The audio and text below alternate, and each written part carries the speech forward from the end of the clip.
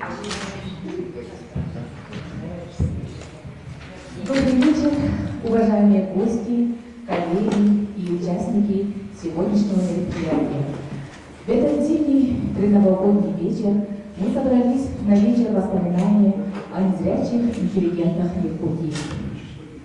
Год педагога и наставника, и год труда. Хотим с теплотой и благодарностью вспомнить и поделиться воспоминаниями о незрячих интеллигентах, которые своим скромным и кропотливым трудом внесли неоценимый вклад в развитие образования и обучения незрячих учащихся Якутии.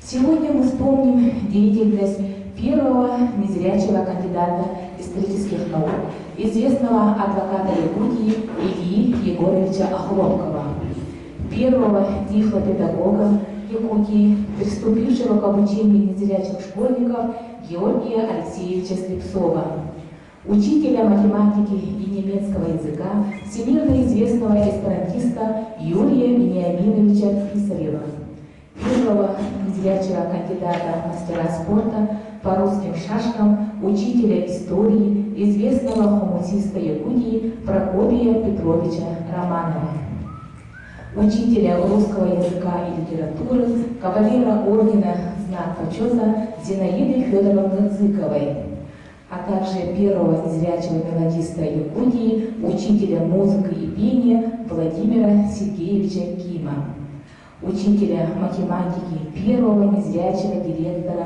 учебно-производственного предприятия Всероссийского ордена Трудового Красного Знамени Общества слепых Семена Армановича Макарова. Такое мероприятие в Якутии проводится впервые благодаря поддержке руководства Национальной библиотеки Республики Саха-Якутия. Инициатор мероприятия – известный ученый, автор более 100 научных работ по инклюзивному образованию, общественный деятель Пантелеймон Романович Егоров.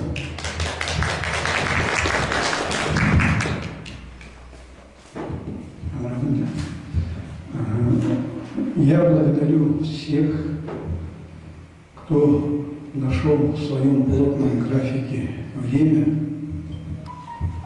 и тех, кто подключился дистанционно к нам, за то, что вы нашли время и присутствуете на знаменательном мероприятии Республики Саха-Якутия. Чествовании наших незрячих интеллигентов. Конечно, очень много незрячих людей живет в нашей республике. Все они работают, имеют определенные успехи. У нас очень прославленные музыканты, вы знаете, да? Братья Матвей Матвеевич Лобанов, Федор Матвеевич Лобанов, Семен Дмитриевич Романов. Я поставил бы его третьим после братьев Лобановых. Александр Дмитриевич Филиппов, Алексей Петрович Яковлев. Так я перечислять, конечно, могу очень много. Наши массажисты. И вот самые-самые первые, кто же были в нашей Якутии. Сегодня мы их будем вспоминать. Вот моя помощница, ведущая данного мероприятия, ведущий библиограф Национальной библиотеки Ульяна Николаевна Готовцева. Поприветствуем ее. Но вот эти названные 7 персон, еще раз подчеркиваю, помимо основной работы, будучи незрячими, они вели большую общественную работу, были членами президиума Республиканского управления Всероссийского общества слепых. О каждом из них, я думаю, надо писать книгу, надо создавать фильмы. Сегодня присутствуют на данном мероприятии дети, родственники, знакомые и наша общественность. И, конечно же, большую благодарность я хочу высказать Антонине Николаевне Ускеевой, которая помогала мне организовать данное мероприятие. К сожалению, должность Антонины Николаевны я не знаю, но все, наверное, знают ее. Я знаю, что это сотрудник прокуратуры. Мы с ней познакомились очень оригинально на Тюмени, когда стоял вопрос, пригласили общественные организации и рассматривали вопрос «Доступная среда». Это было, наверное, лет 7-10 назад. И заявили, что 350 миллионов выделено на доступную среду. Я встал и возмутился, говорю, вот я незрячий, почему ни одного рубля до меня не дошло? Антонина Николаевна сидела со мной и говорит: Пантелеймон Романович, вот 2 миллиона, я не буду называть министерство, чтобы им не было стыдно, написано в министерстве 2 миллиона из доступной среды на орграсходы. Вот это меня, конечно, поразило, удивило. Так мы познакомились с Антониной Николаевной. Я спросил, вы где работаете, ваше имя, отчество. И с тех пор вот Антонина Николаевна все время меня поддерживает. Буквально вот в октябре, вы знаете, была презентация книги на Мылы Джо Каравалов. Вот Антонина Николаевна показала себя как профессиональная журналистка, прекрасную рецензию высказала. И вот я попросил ее, я очень многие, десятилетия, можно сказать, искал сыновей моего дорогого наставника, нынче год наставника у нас, товарищ, объявлен президентом России. Вот искал сыновей моего наставника, Илья Егоровича Хлопкова, и она помогла их найти. И эти ребята присутствуют здесь, они будут выступать. Ну вот тогда, наверное, начнем нашу презентацию, да? Потом Светлана Николаевна Александровна подойдет, и мы тогда официальную часть там объявим немножко. Якутская республиканская школа для слепых и слабовидящих детей была образована в 1938 году в деревне Долгов, недалеко от села Тюнгюлю, Мегино-Канкаласского района. Она является одной из первых специальных школ в Российской Федерации. В этом году школе исполнилось 85 лет. И 85 лет назад, 1 сентября 1938 года, начала свою работу первая в Якутии коррекционная школа для слепых детей. С этого момента начинается отсчет коррекционной педагогики в республике. В конце 40-х годов прошлого века выпускники этой школы начали поступать в среднеспециальные и высшие учебные заведения. Одними из первых из них, которыми по праву гордится наша республика, являются известные интеллигенты не только в Якутии, но и в Российской Федерации. Разрешите представить человека, победивший судьбу, Илью Егоровича Охлопкова. Илья Егорович Охлопков родился 25 июля 1928 года в первом Батаринском наследии Мегино-Канкаласского района Якутской АССР в семье крестьянина. Его отец Винокуров Егор Иннокентьевич умер в 1952 году, и когда мальчику едва исполнилось 8 лет, умерла мать Мария Михайловна. И маленький Илюша остался на попечении бабушки Акулины, которая дала ему свою фамилию.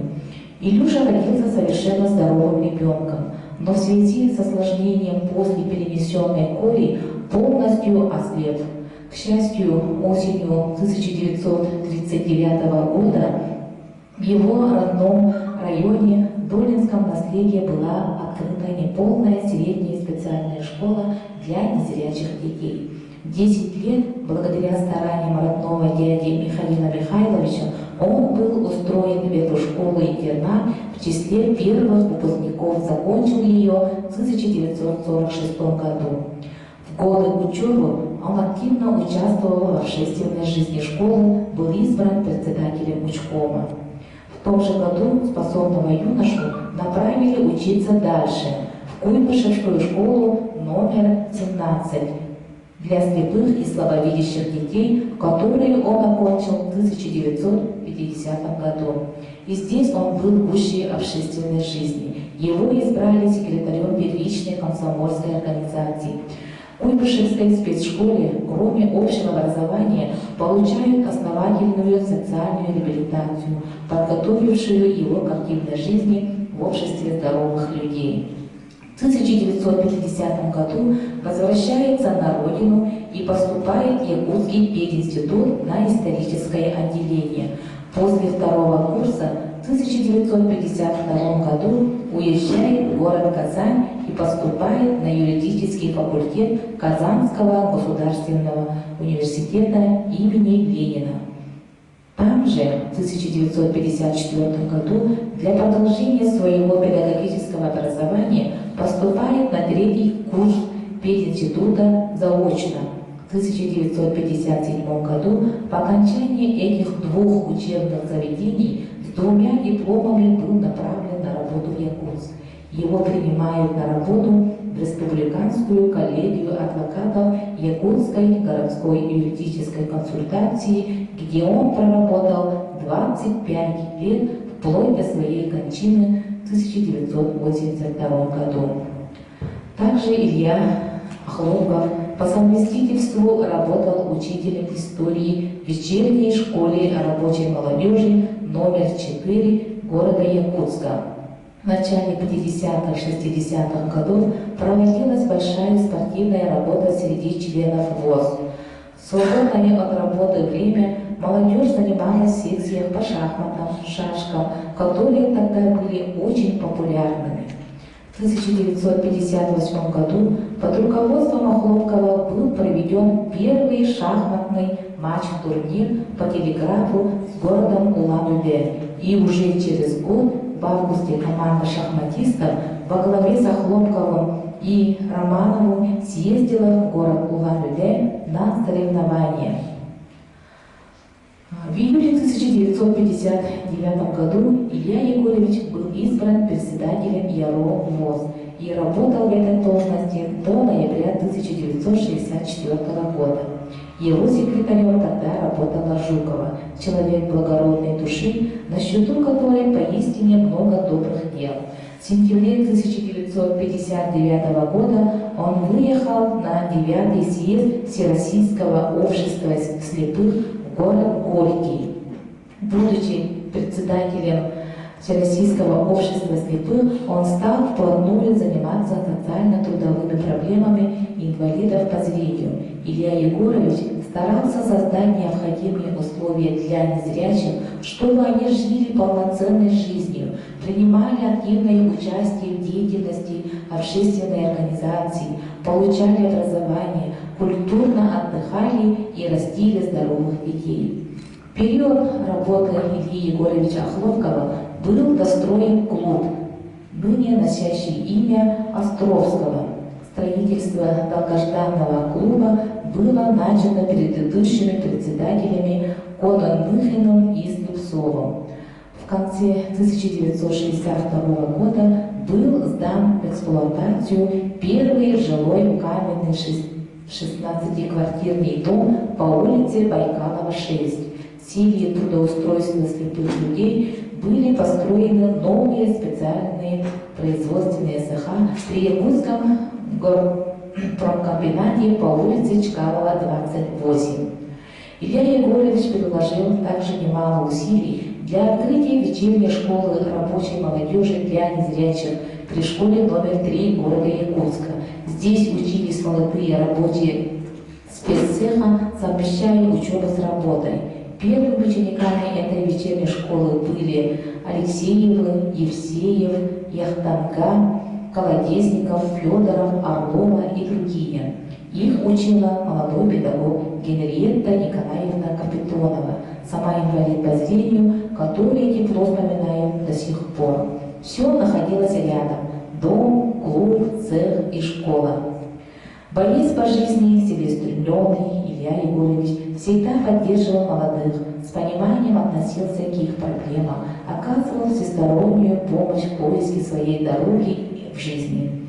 Своевременно помог Пантелеймону Романовичу Егорову при поступлении на работу в Якутский государственный университет. И он в настоящее время успешно возглавляет УПВЦ Тонпо и многим другим вузовцам. А Хлопков прекрасно осознавал, что инвалиду без специального образования будет нелегко твердо стоять на ногах, и поэтому он активно направлял молодых в другие реабилитационные центры инвалидов по зрению для приобретения востребованных специальностей. Из воспоминаний Ольги Ильиничны, дочери Ильи Егоровича Хлопкова, помогая другим учиться, Илья Егорович и сам свою жизнь учился. Он окончил вечерний университет марксизма-ленинизма при Якутском горкоме КПСС, затем курс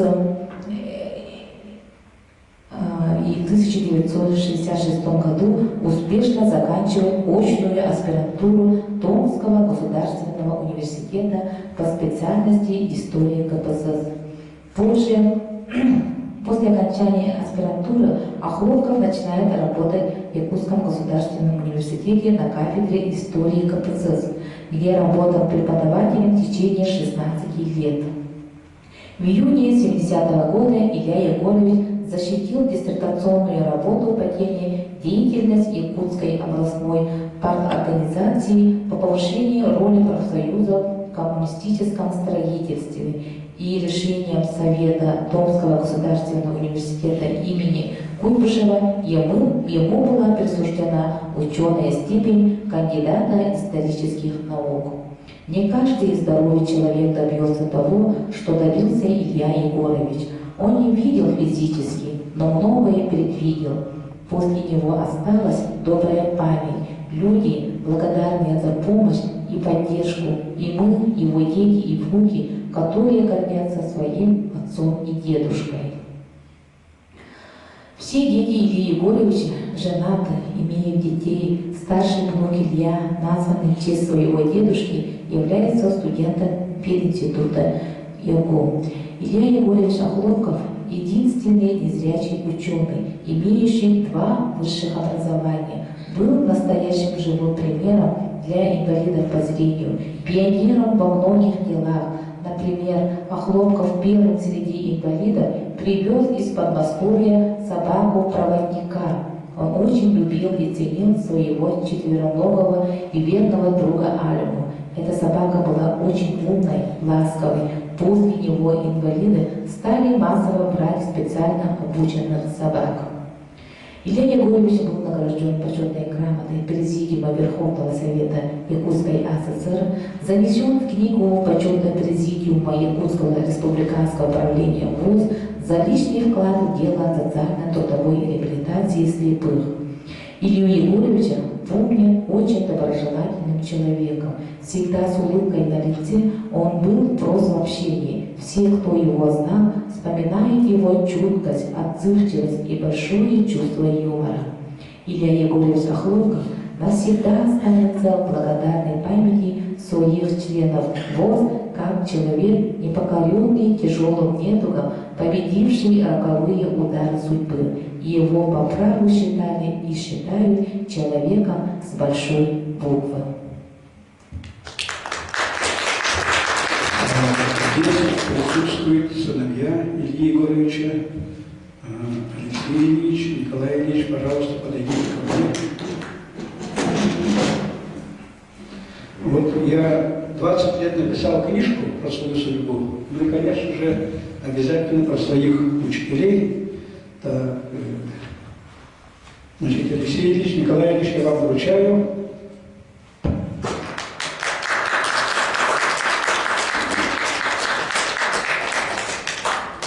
Ну и думаю, что Алексей Ильич скажет несколько слов.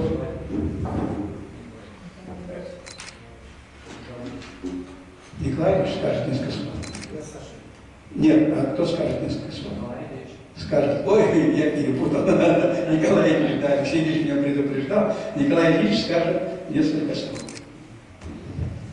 Хотелось бы поблагодарить Пантелеймона Романовича Егорова за организацию данного вечера, встречи, памяти нашего отца и других. Вот Мы сейчас посмотрели стенд, очень многих я там знаю лично. Вот смотрю, дочь нашего знакомого сидит. У нас в семье было 5 человек, 5 детей. Я вот старший, я являюсь пенсионером прокуратуры, работаю в настоящее время адвокатом. Вот младший Алексей у нас, он тоже работал в прокуратуре, сейчас юристом работает. Сестра у нас одна есть, она уехала в Канаду, там она замуж вышла, дети есть, и там он живет. И двое еще братьев здесь в городе у нас работают, не юристы.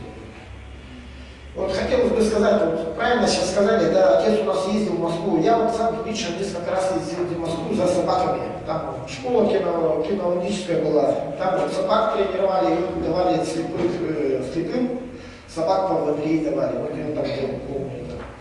Потом бы хотелось еще сказать о том, что вот я встречался с заслуженным учителем республики Поповой Марфой Петровной. Она мне рассказала, что моего отца она знала с юношества, да, с детства. Они вместе из деревни, вот, с Медино-Кандаларского района, совхоз выделил им телегу, коня, телегу, и они в город вдвоем ехали, вот, и везли на учебу, поступать в пединститут. Вот хотелось бы отметить, какая была тогда у людей тяга к учебе. Вот отец у меня слепой был, он прямо на телеге в город поехал, никого не зная. Вот. Ну, еще раз хотелось бы поблагодарить Владимира Романовича за книгу. Иду домой, почитаю вас. Спасибо. Чтобы всегда дети, будущие внуки читали и помнили Илью Егоровича. Ольга Ильинична, она училась в Якутском госуниверситете, факультет иностранных языков окончила, 5 лет работала в нашем университете на кафедре иностранного языка. Она приходила в наш учебный центр Толбон, когда мы с 91 года только вот центр Толбон, учебный центр Толбон, 91 года начал обучать якутян компьютерной грамотности. Незрячих ребятишек, школьников, студентов мы обучаем до сих пор бесплатно. А здоровое население мы, конечно, на коммерческой основе обучали. Вот, еще раз подчеркиваю, что учебный центр Толбон – это первое предприятие в Якутии, которое занялось компьютерным ликбезом. И вот Ольга Ильинична приходила к нам, училась на компьютере, потом написала грант, великолепный, двухгодичный, в Канаду, уехала туда и вышла замуж. Вот. И с тех пор только переписываемся по электронной почте. Ну, конечно, про Илью Егоровича я могу говорить часами. Они жили на первой даче. Николай Ильич, помнишь, наверное? Приходили к нам за молоком. И я помню, ребятишки маленькие совсем ходили, как Адам и Ева. Моя мама Марфа Алексеевна, тетя Мара, дай ко. У нас была корова, ему продавали на всю дачу молоко. И была у вас собака, вот эта Альма, да? Ну, Альма, не помню. Для нее был специальный загон огромный, но она там ехала, глухомая.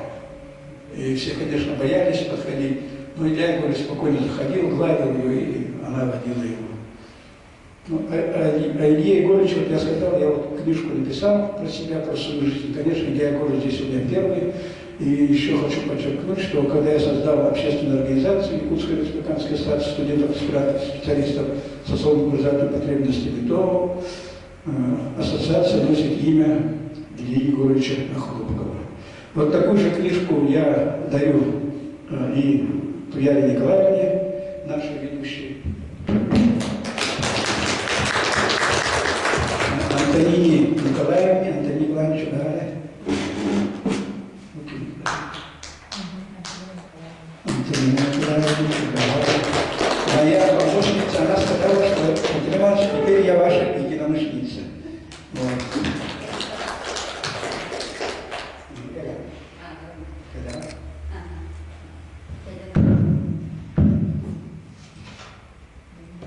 Галина Ивановна Иванова, Айтына, известная поэтесса, мелодистка, исполнительница, народная мастерица.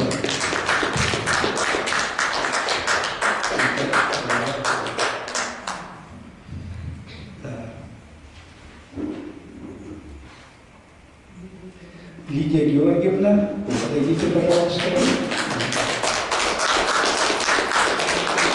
Зинаида Гаврилевна.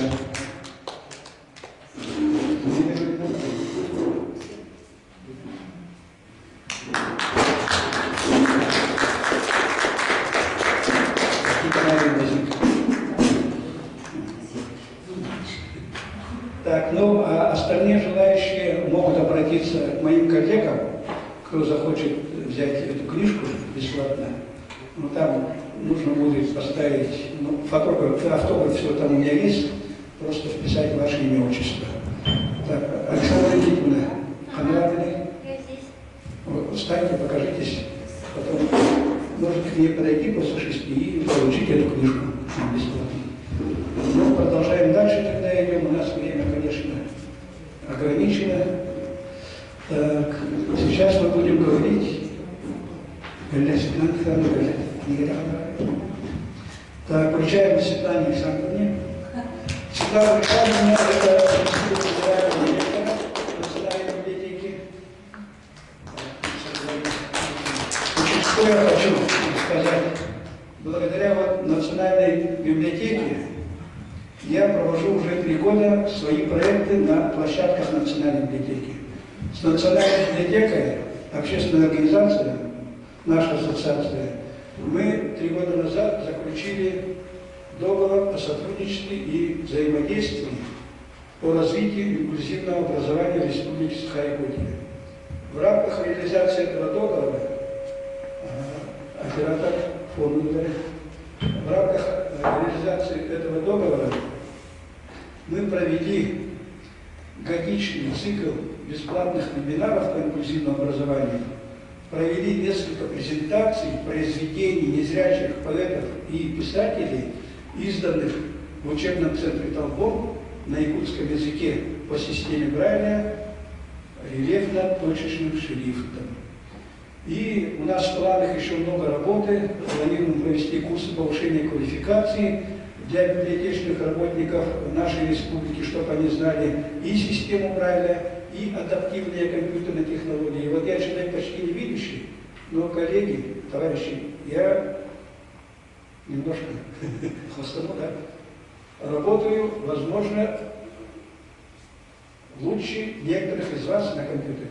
То есть я с 91 года обучаю, как сказал, население компьютеров, да, и сейчас вот на компьютере я разработал методику, чтобы незрячий школьник мог работать без визуального контроля, 10 пальцами, используя 2 метода. Это говорящая программа, то есть программа, она находится в интернете, NVDA называется. Любой незрячий может ее скачать, и она озвучивает все, что я нажимаю. Да, все, что пользователь нажимает, какую клавишу, спокойно я набираю текст, нажимаю пробел, она мне проговаривает, что я набрал. Escape нажимаю, Enter, Backspace. И второе, самое главное устройство, это, как вы сейчас говорите, современно гаджет, это устройство называется брайлевская строка, которую я подключаю к компьютеру, к айфону, и спокойно читаю информацию с компьютера, с айфона, с интернета на 4 языках: русский, якутский, немецкий, английский. Вот я хочу, чтобы наши незрячие школьники, которые умнее меня, которые моложе меня, должны овладеть адаптивными компьютерными технологиями. Сейчас говорят цифровизация, да? Сейчас вот наше, скажем, взрослое население слабо владеет информационными технологиями. Пусть не обижаются, но это я встречаю повсюду. Даже когда на уровне правительства проводим вебинары, люди, замминистра не могут включить презентацию, да? Такое тоже есть. Поэтому вот цифровые технологии как раз-таки помогают незрячему человеку быть наравне со зрячим.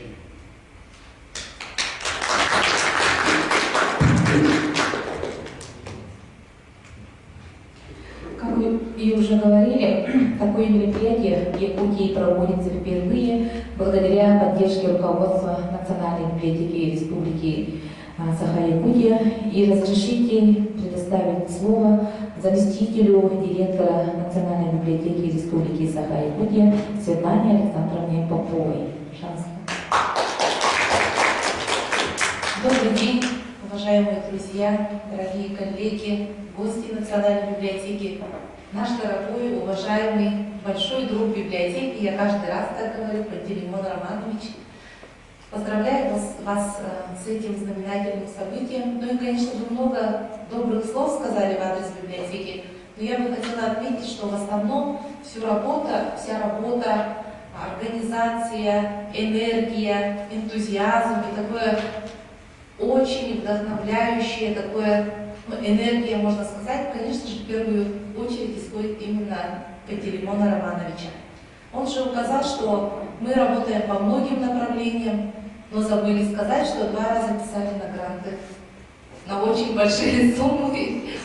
И, к сожалению, мы относимся к этому философски и считаем, что наш опыт, он всегда нас учит, и мы в следующем году все равно запланируем принять участие в грантах президента Российской Федерации. Да, хочется также пожелать, чтобы как сегодня необычный день, Рождество у нас, и такое мероприятие скрашивает стены Национальной библиотеки, пожелать вам всем крепкого здоровья, счастья в наступающем году, и чтобы вы всегда почаще мы здесь собирались в историческом зале для того, чтобы еще много интересных мероприятий проводить, мероприятий, которые нас всех объединяют благодаря Пантелеймону Романовичу. Спасибо. И разрешите вручить благодарственное письмо от коллектива Национальной библиотеки и также поздравить с юбилеем 85-летием образования Республиканской специальной коррекционной школы-интерната, которая является у нас новатором республики в развитии спецобразования, и отметить, что за все время существования школы-интерната она подготовила и выпустила многие поколения детей с ограниченными возможностями здоровья и дала им путевку в жизнь. Желаем оставаться примером профессионализма, компетентности, здоровья, счастья и благополучия и дальнейшего развития и процветания. И благодарствую такой приветственный адрес разрешите вручить Татьяне Федотовне.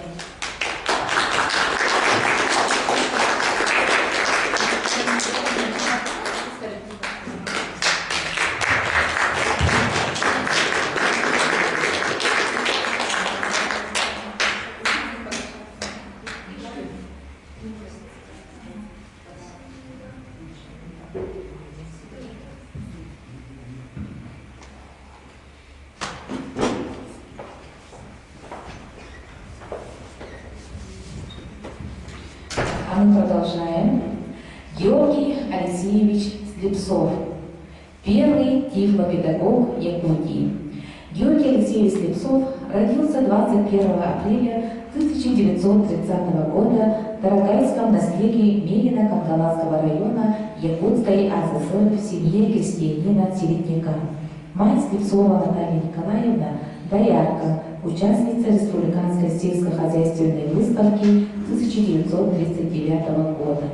Отец Слепцов Алексей Филиппович – стахановец производства, умер в 1953 году, и Георгий Алексеевич с детства почти не видел. В 1940 году Алексей поступил в Якутскую республиканскую семилетнюю школу для слепых и слабовидящих детей, которая находилась в деревне Долгу возле села Югюлю Мегино-Кангаласского района. Он являлся членом Всероссийского общества слепых с 1945 года и окончил школу отличником в 1947 году. В тот же год вступил в члены БЛКСМ. Георгий Алексеевич продолжил учебу в массовой школе, но был отозван в 1948 году в свою школу и назначен на должность учителя начальных классов, где работал до 1957 года. Тифлопедагог – это учитель, обучающих незрячих детей. На основании данного факта Георгия Алексеевича Слепцова он является первым тифлопедагогом Якутии. Георгий Алексеевич Слепцов был высокоэрудированным человеком, очень много читал, сам брал каждую неделю брайлевские книги из библиотеки рюкзаками. Это всех нас удивляло и поражало, что наш учитель так стремится к знаниям. И мы, школьники, беря с него пример, тоже старались читать много книг по системе Брайля.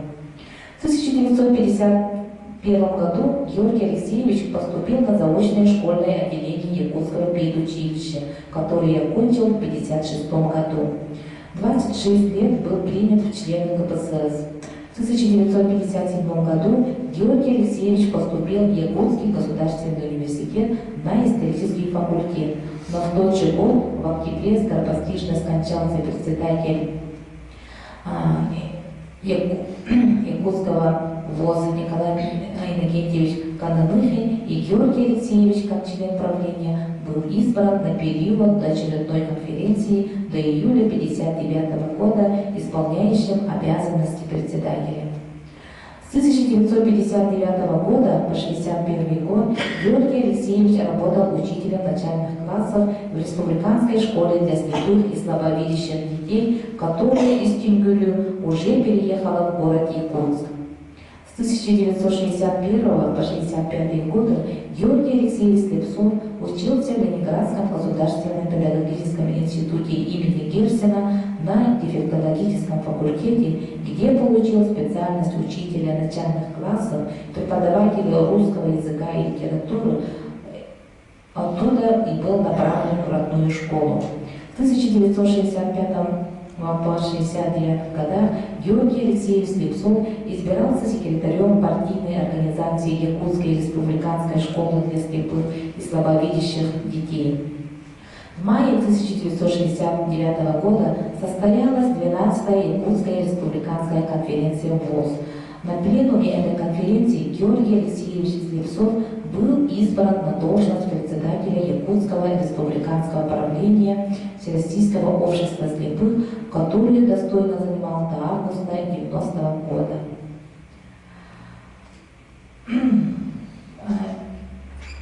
С руководителями вышестоящих организаций Георгий Алексеевич Слепцов был предельно сдержан, никогда не подхалимствовал, не унижался перед ними, аргументированно требовал положенной помощи во всех вопросах, связанных с трудовым, культурным и социально-бытовым обслуживанием членов ВОЗ.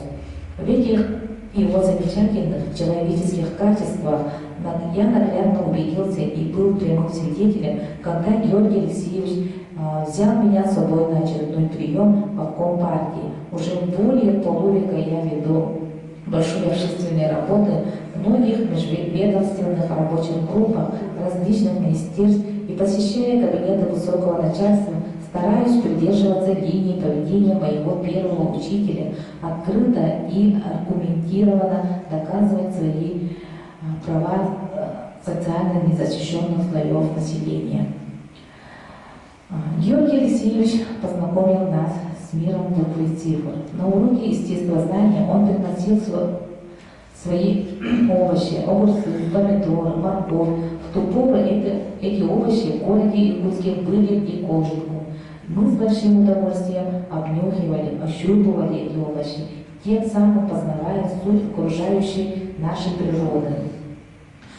И в нашей школе работали многие замечательные люди.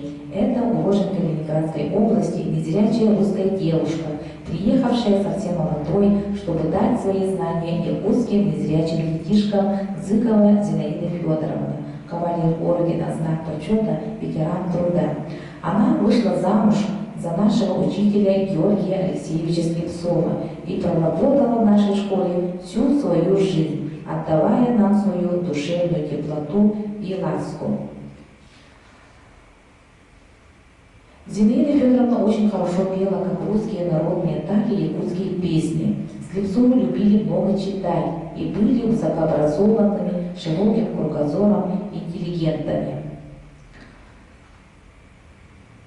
За свою многолетнюю трудовую деятельность Георгий Алексеевич Слепцов многократно награждался почетными грамотами и дипломами СК ВЛКСМ, Министерства местной промышленности и социального обеспечения Якутской АССР, горисполкома города Якутска. Ему были присвоены знания отличник ВОЗ, отличник социального обеспечения РСФСР, ветеран труда, почетный член Всероссийского общества слепых. В июне 90-го года был удостоен высокого звания за заслуги в развитии народного хозяйства республики и долголетний добросовестный труд. Спасибо, Татьяна Николаевна. Юрий Алексеевич, вы кажется, что рассказано был моим первым учителем, сейчас Зинаида Федоровна. Сейчас посмотрим мы про Зинаиду Федоровну. Ну, я пока тогда, пока готовитесь, я скажу. Значит, почему я назвал его первым тифлопедагогом Якутии, хотя вот общество слепых имеет совершенно другую точку зрения. Кто такой тифлопедагог?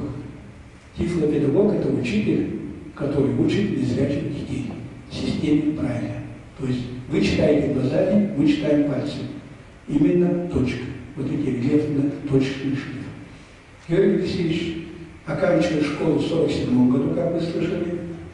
Потом идет дальше учиться в школу, его отзывают, так как не хватает кадров. И с 1948 года назначают приказом Министерства образования Якутии учителем начальных классов. А в начальных классах учатся незрячие ребята. Он обучает их системе Брайля. Естественно, он первый тифлопедагог. И поэтому общество слепых имеет совершенно неправильное. Ну, может, оно специально искажает, не знаю. Вот почему я называю его первым тифлопедагогом Якутии. Пожалуйста, Зинаида Федоровна, а потом я скажу. Зинаида Федоровна Зыкова, первая незрячая учительница. Зинаида Федоровна была классной руководительницей моего родного старшего брата Семена Романовича Макарова. В их классе учились наши старшие товарищи, наши старшие братья, ведь Якутская республиканская школа для слепых и слабовидящих детей была также и интернатом, где все школьники из различных уголков Якутии жили как одна дружная семья.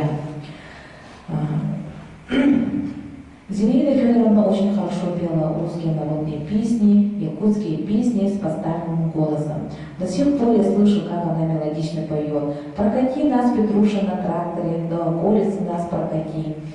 В конце 60-х годов прошлого века в школе появился молодой парень-водитель школьного автобуса, и его звали Петя. Когда как раз в неделю нас водили на автобусе в заводную или в городскую баню на помывку, мы, чтобы скоротать долгий путь, пели песни всем автобусам. Впоследствии эти песни стали называться бандами, и все дружно пели нашему водителю «Прокати нас, Петруша, на тракторе». По окончании школы моя семья еще больше дружила с семьей моих, и уже на равных, но все же большим трепетом и почтением общались с ними. В честь моего первого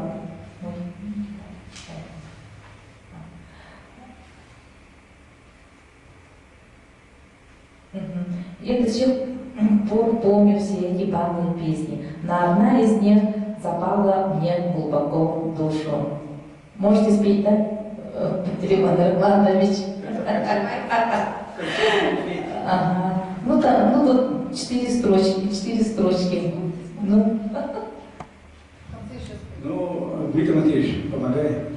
Занялась заря расписная, выхожу за колесу я, с добрым утром, сторонка родная,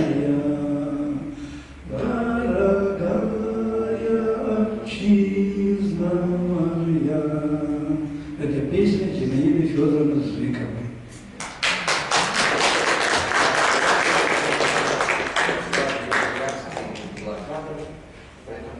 Так, Дмитрий Матвеевич, извините, вам микрофон. Зинаида Петровна, конечно, она прошла всю блокаду ленинградскую, поэтому она часто вспоминала, и поэтому, наверное, песни задушевные – это ее как, конек спасения души, наверное, было. И так как она, приехавшая в Якутию, мы все сельские дети очень удивлялись тем овощам, фруктам, которыми она с семьи где-то, наверное, посуду отправляли и делилась с нами, и как экспонат показывала в классах. Это было очень интересно, но мы все-таки, дети якутские, воспринимали очень так интересно, с интересом, и все пытались откусить побольше. Ну, и поэтому она очень любила рассказывать про бытовую жизнь, как надо вести, особенно девчонкам она любила рассказывать, что-нибудь прочитает из литературы, и всегда могла давать очень нужные, хорошие советы. Поэтому мы, конечно, очень близко вспоминаем и помним, но теперь вот сейчас, задумываясь, на сколько лет тому назад была открыта наша школа на заре советской власти, все-таки, и теперь вот наша родная школа с каких-то 60-х годов, мы, говорится, обустроены специально, интерната, дома нет этой школе. Я так считаю до сих пор, потому что вот мы где-то в стороне проводим такие мероприятия, воспоминания нашей школы, мы не знаем, куда притулиться. Поэтому вот картину, то есть фотографии, которые нашего интерната, первую мы там 62-го года переезжали из Балло, нет его. Я, проезжая, видел, как вот это здание потихоньку упало в болото. И торчала шиферная крыша. И все, больше ничего нет. От этой тоски я до сих пор никак не могу избавиться. Но, а школу мы все поколения настоящие ждем.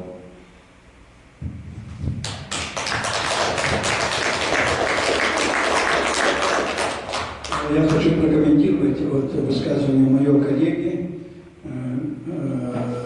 Дмитрий Матвеевич Фомин. Со мной 12 лет ел кашу интернатовскую. Потом Дмитрий Матвеевич работал очень многие годы в полиграф-издате, ведущим специалистом, полиграфистом. Сейчас он работает ведущим инженером в учебно-научной лаборатории адаптивных компьютерных технологий Северо-Восточного научного центра развития инклюзивного образования Северо-Восточного федерального университета и является президентом нашей ассоциации. Но Дмитрий Матвеевич затронул очень острый вопрос, который с детства нас всегда волновал. Мы учились в деревянном здании школы слепых в поселке Геолог. И нам всегда приезжало начальство и говорило: вы окончите школу в каменном здании. Но каменного здания для школы еще нет. Вот эта школа по Вилюйскому тракту, я, как вы знаете, занимаюсь общественной деятельностью уже полвека, я все эти подноготную знаю. Эта школа строилась Алроса и Минтрудом для реабилитационного центра. Там комнатки совсем маленькие, там не класс. Когда я поставил вопрос на Евгении, почему вот до сих пор школа слепых в Алмазной республике ютится, да, извините, в фекалиями пахнет в интернате весь день, 24 часа. Тогда только пошли навстречу вот депутат покойный Гольдман и Готовцев Юрий Александрович. Они поддержали меня. Мы разработали проект сметы строительства школы. Уже выбили место в Сосновом Бору. Уже на документ поставили в план. А Министерство образования взяло и вот эту школу перевезла в этот реабилитационный центр. И еще посмеялись надо мной, говорят, вы ученые по инклюзивному образованию. Мы для вас создали инклюзивную школу, объединили слепых и слабослышащих. Это совершенно различные методики обучения незрячего и обучения слабослышащего. И мы, конечно, недовольны. Я до сих пор ставлю вопрос перед правительством, перед Айсеном Сергеевичем, что школа слепых имела свой отдельный статус, свое здание, и также и школа слабослышащих детей, что тоже имела свое отдельное здание. Вот о чем говорил Дмитрий Матвеевич. Но надо отвлечься от темы. Значит, Зинаида Федоровна, как я сказал, была классной руководительницей моего брата старшего. Мы ходили в гости постоянно, выросли, все равно с семьями встречались. Хорошо я знал сына Колю. Лидия Георгиевна здесь сидит, дочка Зинаиды Федоровны и Георгия Алексеевича. И мы, конечно, до последних дней их жизни поддерживали с ними связь. Естественно, я обязан поддерживать связь. Это мой первый учитель, который мне дал знания, то есть открыл дверь в мир знаний. Он поддержал меня, когда мне было очень трудно, я был без работы, я был без жилья. Он мне дал комнатку в общежитии слепых, помог трудоустроиться. А сейчас общество слепых кому помогает? Кому квартиры не дает? Никому не дает. А вот советское общество слепых помогало всем нам, не только мне. Георгий Алексеевич помогал всем. Зинаида Федоровна учила вот наших незрячих девочек домоводству, хотя она была учителем русского языка. Просто она передавала им свой жизненный опыт.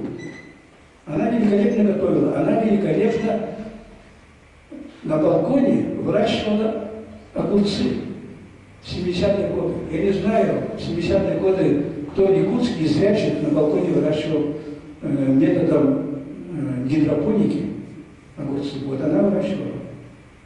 Вот такие были уникальные люди, мои учителя.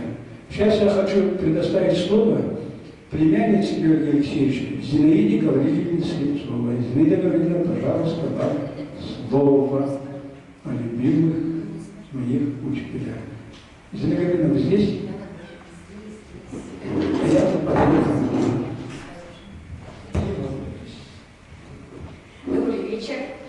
Спасибо, что сегодня пришли на такой вечер воспоминаний. Очень приятно, что, как сказать, собрались знакомые мне. Ну, начну с того, что вот я пришла сюда и видела стенд. Все мне знакомые, до боли знакомые люди сидят, портреты их. Я с ними... Спасибо. Я росла на их глазах, на глазах этих людей. И, конечно, я не думала, что я там расту среди интеллигенции. Слепцов Георгий Алексеевич, родной брат моего отца, Гаврила Алексеевича. Ну, многие знают, наверное, Гаврила Алексеевича, он работал в библиотеке общества слепых. Заслуженный работник культуры и, как сказать, как называется, говорящий открыл студию звукозаписи, он первый открыл у нас в Якутии. Я помню, как он открывал, рассказывал. Короче, это не про него вечер, про его брата и про его супругу Зинаиду Федоровну. Зинаида Федоровна и Георгий Алексеевич, как сказать, я к ним приходила, конечно, мы общались, родственники. И когда они первый раз прилетели из Ленинграда, я впервые увидела дядю Гошу, Георгия Алексеевича, Зинаиду Федоровну, и с ними приехал маленький сын их, Коля. Я помню, он на якутском не разговаривал, естественно, потому что в Ленинграде жил, там несколько лет они жили. Вот. И что хочу сказать? Они очень, правда, интеллигентные люди. Я в первый раз, я когда у них ночевала, утром встала, и они мне говорят: доброе утро, говорят, но у нас дома не заведено доброе утро. Доброе утро, Зиночка, почему не говоришь доброе утро? Я говорю: доброе утро, так вот. Ну, короче, очень интеллигентная семья была. Есть с кого было брать пример. Зинаида Федоровна была идеальная хозяйка. Вот я никогда не представляла, что незрячая женщина, у нее дома идеальная чистота. Моя мама говорила: вот ты дома не убираешься, у тети Зины видела, говорит, такая незрячая, она идеальная чистота. Ну, короче, она меня все время пугала, что тетя Зина придет, пол если грязный, она это заметит и все такое. Правда, у них дома такая идеальная чистота, все на месте лежит, нигде ничего не разбросано. И готовила она. Она еще вязала, между прочим, кто не знает, крючком. Она просто меня спрашивала: нет, какого цвета нитки там и все такое. И выращивала она и помидоры на подоконнике, у них росли на кухне, я это помню. В общем, они очень дружные были, как-то вот друг к другу они подходили, с полслова друг друга понимали. И в одно время я, когда вот у Пантелеймона Романовича, брат в одном есть, Семен Романович, и я с ним, с его братом, он закончил университет математический, да, физико-математический, и ему нужен был ассистент. У него тоже зрение было слабое, даже слабовидящее, да, плохое зрение. И вот он тут на стенде. И папа мне сказал: Зина, а я школу как раз заканчивала, я хотела поступать сразу в педучилище. Папа говорит: надо сначала практику иметь 2 года, тогда тебе легче будет.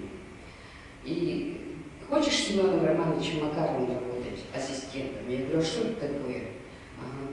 Ну, будешь там тетради проверять, на уроке присутствовать. Ну, я молодая, и мне так интересно стало, хорошо сказала. Ну вот мы вот с Семеном Романовичем, Семена Романовича я тоже очень хорошо знаю. Мы с ним очень хорошо проработали 2 года. Правда, после первого года я хотела уйти из-за того, что все начали думать, что мы муж с женой. Очень какие-то вопросы мне задавали. А я только школу закончила. И все так это, как сказать, сочувствие. Семен Романович, можно спросить? Я говорю: что, Семен Романович, ваш муж, да? А я сразу: нет, вы что? Ну, я молодая была. Считала, что он старше, как могли подумать. Вот. Но мы с ним, правда, они говорили, учителя: вы так дружно ходите вместе, как будто муж с женой. Ну, конечно, я привыкла, папа у меня незрячий был, мама тоже плохо видела. Я жила среди незрячих, поэтому я всех вот так под руку держала, сопровождала. Где там, если что-нибудь на костюме там нет, ничего его запачкается, всегда у него чистила, даже мне в голове не было, чтобы там спрашивать, как, ну, по-свойски. И он меня уговорил 2-й год с ним проработать. Еще больше того, его жена попросила: Зиночка, не бросай ему нашего папу, вместе работайте хорошо. И потом директор меня вызвала, как сказать, как ты его звали? Ну, короче, вызвала директора этой школы, он работает в 27-й школе. Он работал в зрячей школе, общеобразовательной, поэтому ему нужна была ассистент. И вот она вызвала, и говорит: Зинаида Федоровна, говорят, что... Ой, Зинаида Гавриловна, я тоже Зинаида. Кстати, у меня в честь Зинаиды Федоровны, у них детей пока не было, меня назвали, я родилась в 56-м, меня назвали Зиной, в честь нее. А потом у них дети появились, Лидочка и Коля. Ну и вот, я о чем говорю? Директор, да, говорит, выслала меня, говорит: вы что, говорит, такая важная мадам сидела, такие, я ее боялась. Говорю: как бы фамилия была в 27-й школе. Она говорит: вы что, говорит, хотите Семена Романовича бросить, что ли? Уйти хотите из школы? Я говорю: да, я же хочу поступать. Я что, все время что-то такое сказала. Она говорит: я вам трудовую книжку не дам. Я так опешила, как это так? Ну, я молодая была, поэтому давайте отработайте еще 1 год, она сказала. Семен Романович очень сильно переживает, что где он найдет быстро как ассистент. Ну хорошо, ладно, сказала, скрипя сердце.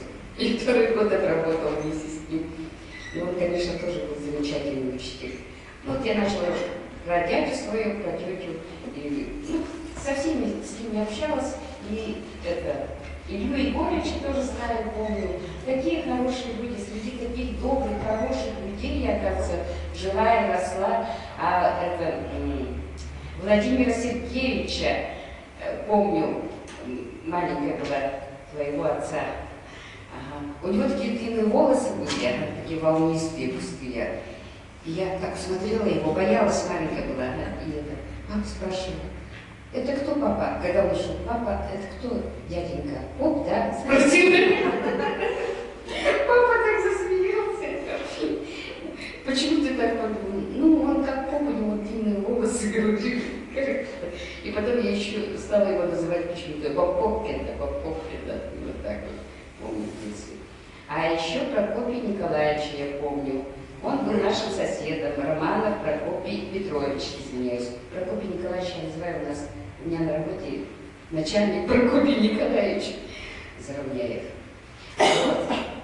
Тоже интересный человек, очень творческий, я про него очень много рассказываю, я прямо удивлялась, как он совершенно незрячий человек играл в шахматы, играл в шашки. Помимо, ладно, вот шашки, как-то фигуру можно осязать, ощупью, да? А в карты, как он играл, я вообще не понимала. Со зрячими людьми играл в карты. И он такой азартный был, очень интересный человек.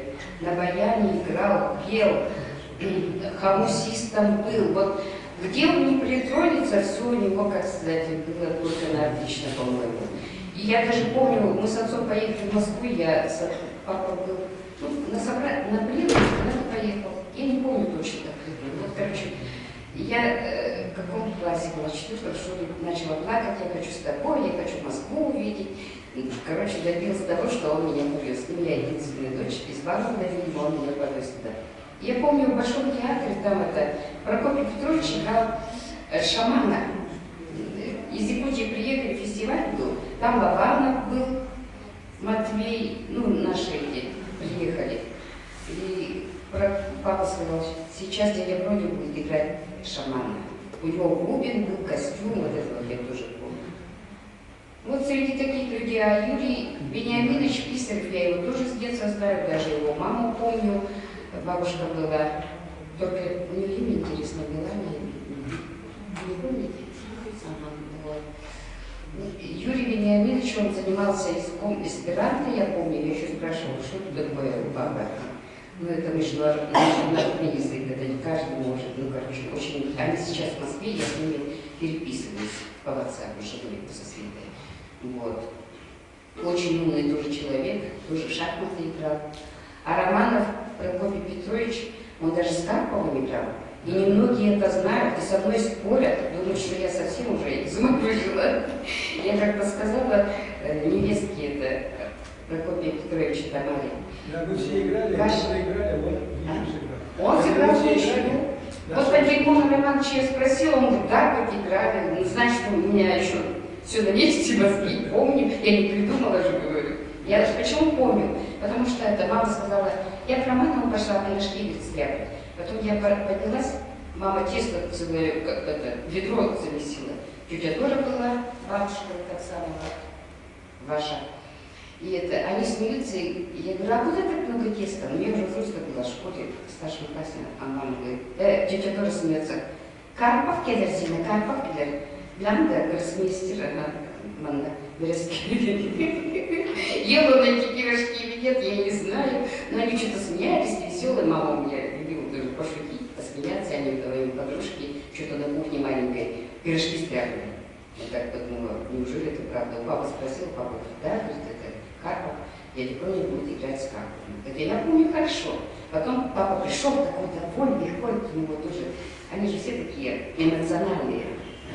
О, Броня молодец, он с Карповым в ничью сыграл. А я слышу, надо же так. И потом говорит, наверное, говорит, нигде не скажешь, ни по радио, нигде, это же позор для Карпова. В газете нигде не напишут, что незрячий человек вот в ничью сыграл с Карповым.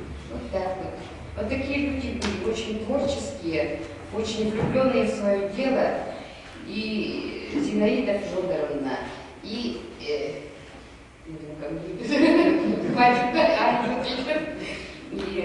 Георгий Алексеевич, они своих учеников любили как своих родных детей. Они их ждали и знали, где они находятся, даже после школы, с ними общались. И, короче, вот так жили все дружно, интересно было очень. Вот так. Оксане, у нас родственница Оксана Слепцова, она тоже очень с детства, да, наша родня. Күндүү күнүнөн күндүү кылжыттар Пайтырман Романович Кылжыттаны республикага кахан таганы оңголуга тере номер жергенин незрячая интеллигенция утеген. Бу карма сойжондар Беги республикабытын кайта курдук сайыннар беттерей. Онда кинилер бу кара оочаттарга, оолорго интернат урусалычалара кирини кечек нахадалбытар. Онда аны көрөн сейлер крамарамен мен манна Илья Егорович Ахлопкова көрдүм. Кини кергеннен күйөтө анялы мен ием Дорис Васильцова все көрөлөбүлө бүйденсин. Семейде дордулар эте. Онда беги Орджоникидзе 5-1 кафе трапезгенер. Соседтыла буппут, бабалар билебин, Оляны билебин, бейбебеди седжерди, тетя Небельскипине баттик сейбитим мен. Антон Георгий Алексеевич, Зинаида Федоровна Слепцовтар, бейбелерин наха седерсе, наха жоғын маңыгаларыды. Исестериттен жинляр интеллигент, кендер саңараллара, тутталлара, бақталлара, жерлерин иге астара, оғылырын ителлері, аймақтырға сығана, жона таптылара, дойдора таптылара, де жинляр интеллигентлерді. Онтан манна Армановна көрдім, мен әуері көрдім, кенекей бітіген. Онтан Гавриил Алексеевич Слепцов, мен мата келген сөбәді кехіндігін мен бәйім. Onun әдияппен бағарамын мен бұл оғыр бәппеттен бейімі бүйіқтің тағаты бұл қан ұру аймақтарын мәй қаңылас талаға тарағын емелеген түрінде ақпен бейге. Бұл Георгий Алексеевич түрінде оғы чықияс кен сөйті төтсін мәй қаңылас тарағайыр кенесі тәбіде. Кені аймақтары болалдар Иван Арбита бәрі біләбіт. Поэт сөйпесетті сақырлақ тәбіде. Онна Леонид Попов ниеті, Мария Ивановна, онна күнні ұрыстырып ниеті София Ивановна болалдар. Onun bu kırcık tağını uluğan keyin aymaqqa törəbid onda lampa laska, kinir osastır askıdı. Onu da osastırıkkan kıcı ikken qarağa soğuqtır. Oldu bollar, qahan dağını beyin döydürüp ünlüvattır edi. Tühəli akinlerge elbə aymaq, üelmiti boluy, tühəli aymaqtarga tömesbitleri boluy. Onunla bilgi türəbid Görgel Alексеевич, bilgi türəbid balqın olur. İgən qıda kolala oliganın naha çüydük iptikleri. Olu beyim sırrı ediyor. Kine sılaya soğulu bırakırdı gületti. Onda da bu kan ruhu bu Görgel Alексеевич balqın odalar buna daliye. Bara bu men baraymak dedi. Onu dığı bir yapın bağıralım. Lilia.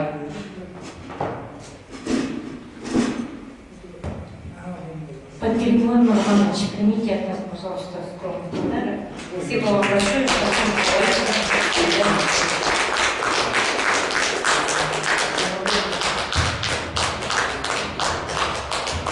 Так, извините, Оксана Отчество.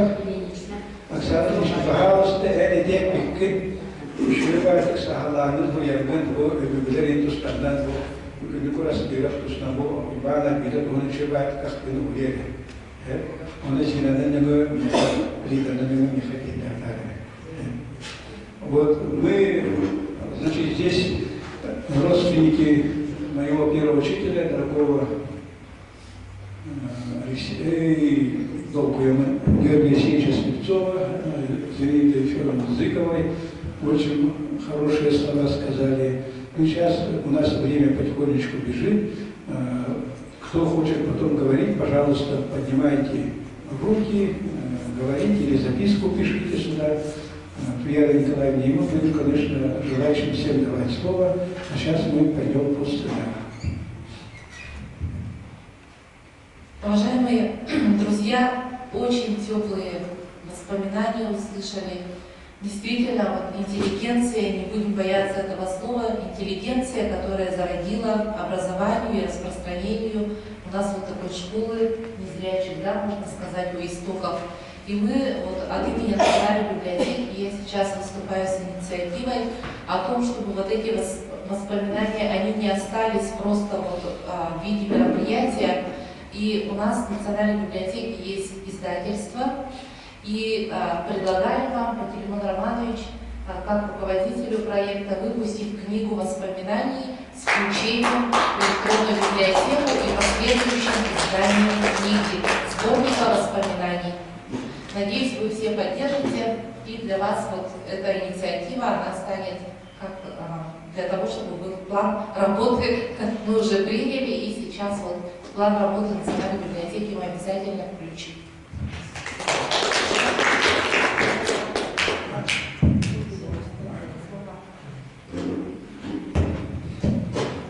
Добрый вечер, уважаемый Пантелеймон Романович.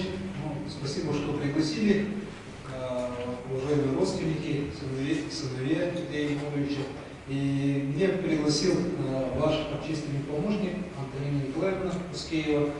И мы с ней давно знакомы, и я никак не мог отказать. Приехал.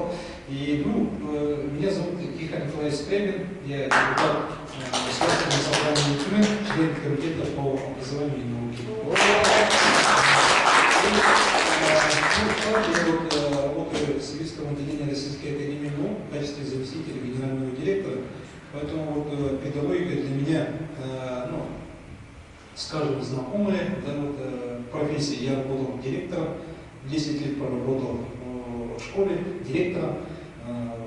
Ну и сегодня вечер выдающихся педагогов, я бы сказал, интеллигентов, которые внесли свою лепту в развитие Якутии, не только педагогики, но и вообще в целом развитии республики. И я подумал, что наверняка, есть вопросы, есть какие-то, может быть, недоработки, может быть, какие-то проблемы в тифлопедагогике. И этот вопрос можно обсудить в законодательном органе, пригласить министерство, представителей, можно даже министра пригласить для решения вопросов.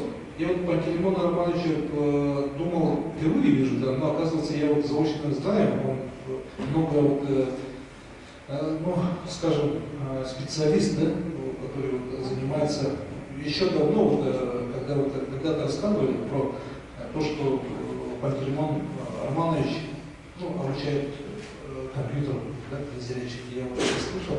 И не должно быть такого, чтобы просто сидим, вспомнили и впервые вспомнили и просто разошлись. Я предлагаю Пантелеймону Романовичу через вашего знакомого, общественного помощника Антонину Николаевну собраться, можно втроем, и уже обсудить какие-то вопросы. Наверняка у вас есть вопросы по тифлопедагогике. Правильно? Государственное собрание эти вопросы обсудить, и такие моменты, такие педагоги должны быть, получить свою заслуженное признание и дальше работать в этом направлении. Еще раз спасибо за приглашение. Поздравляю с наступающим Новым годом. И я думаю, мы не последний раз встречаемся, встретились первый раз в таком тесном кругу, и будем общаться и работать. Спасибо.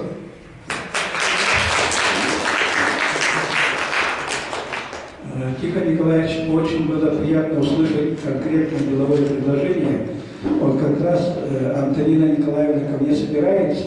Антонина Николаевна, когда мы среду решили, да? Тогда Тихон Николаевич, вы взяли его с собой. И там как раз это то, что Тихон Николаевич сказал. И например, Тихон Николаевич, я мечтаю, Я мечтаю, ну, я мечтатель с детства, наверное, поэтому вот я, ну, любой человек мечтает, понятно. Я, когда учился в школе, многие говорили, что ваша судьба – это шкема матраса. Я говорю, нет, я хочу быть учителем, как мои учителя. Почему бы нет? То есть я очень мечтаю. Сейчас вот я мечтаю, да, Тихо, слушайте внимательно. Я мечтаю, что в 2027 году правительство республики организовало и провело мероприятие по столетнему юбилею Матвея Матвеевича Лобанова. Вот, допустим, почему правительство республики проводит мероприятия, ну не почему, а надо проводить мероприятия про наших выдающихся людей, да, а почему забывают про незрячих? Вот это я скажу, почему. То есть вот у Матвея Матвеевича Лобанова у нас 100 лет будет в 27 году, у Ильи Егоровича в 28 году 100 лет. Значит, Матвей Матвеевич это Минкультуры должен подключиться буквально с завтрашнего дня. Илья Егорович это Министерство МВД, прокуратура, куда подчиняется. Скажем, Федор Лобанович 30-й год столетия, Георгий Алексеевич 30-й год столетия и так далее, что все-таки столетие хотя бы вот этих выдающихся людей, как вы сказали, республика бы в план включала бы и отмечала бы. Вот мое первое пожелание вам как депутату. Ну а по работе у нас, вот вы услышали, что вопрос по школе Дмитрий Анатольевич поставил, что школу надо разъединить. Нельзя слепых учить вместе с глухими. Это издевательство. И ребята, честно говоря, слабовидящие, обижают слепых. Об этом школа молчала. Когда мы учились в школе слепых, рядом была школа глухих. Я на своем опыте ответил. Мы сидим у кочегарки, играем, и через забор школа глухих. И вдруг у меня в глазах искра. Я понимаю, что меня бросили каменным углом в глаз. Мы встаем, незрячие, в кирзовых собаках, кричим, ревем, бежим в школу, в направлении школы глухих. Эти ребята физически гораздо сильнее нас, но психически они, конечно, слабее. Мы кричим, добегаем до интерната, все на пути сваливаем, конечно, никого не бьем, просто криком, как психическая атака. То есть вот отношения слепых и глухих я на себе знаю. Поэтому вот этот парадокс, вот эту негативную сторону надо убрать. Вот первая задача именно, я думаю, так. Вопросов очень много у нас. И по системе Брайля, вот, например, в школе слепых обучается 150 человек, ну, грубо я говорю. Брайлю, в системе Брайля, как меня обучали, как Дмитрия Матвеевича обучают только 8 ребятишек, которые совсем не видят. А те, которые видят как мы, пишите по зрячему. Они пишут куриным почерком, приходят в университет, их куриный почерк никакой преподаватель не может распознать. Ребятишки получаются безграмотные. Система Брайля в России и в мире стала альтернативной. А системе Брайля надо придать государственный статус как языку жестов глухих. Вот второй вопрос. То есть вопросов очень много. Ну, как говорится, только человек мечтающий может какие-то цели поставить, правильно же, да? И вот Пантелеймон Романович, мечтать, конечно же, надо, нужно. Ну, я вот, будучи директором, я своим детям всегда говорил, нужно мечтать. Да? Тогда мечты вот формируются цели, правильно же, да? Цели, потом проекты. И благодаря вот таким мечтам мы вот, ну, в одной школе построили интернат, в другой школе построили школу. И вот, Пантелеймон Романович, то, что вы поднимаете такой вопрос, ну, нужно обсудить, конечно же, в комитете обязательно, да, я вас приглашаю, комитет втроем, в комитете можем с Антониной Афанасьевной посидеть, подумать, как провести, и с правительством, ну, в частности, с министерством отработать, и чтобы наши разговоры не просто, ну, мечтать, конечно, надо, но нужно пытаться идти к мечте. Тогда только можно что-то сделать. И до 27 года, ну, достаточно, ну, время есть, 3 года, да, ну, на сегодня, на эту часть 4 года. Да. Поэтому, Пантелеймон Иванович, я открыт, тем более у вас помощник Антонина Николаевна, поэтому я готов с вами работать. Давайте вместе помечтаем. Еще раз, с Новым годом помечтайте побольше.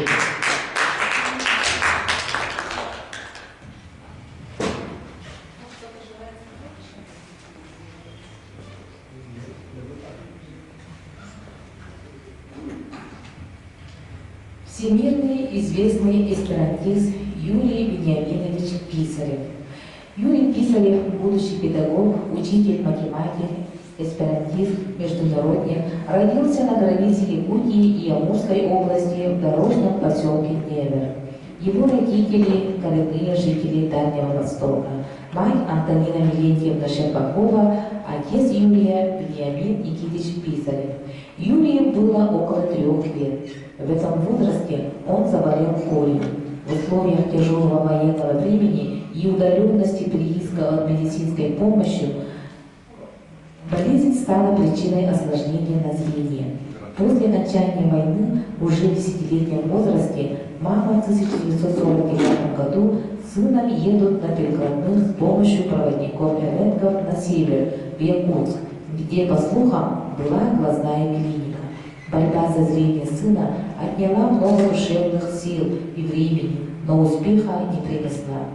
Однако именно в Якутии у Юрия появилась возможность поступить в специальную школу для слепых и слабовидящих детей и получить 8-летнее образование.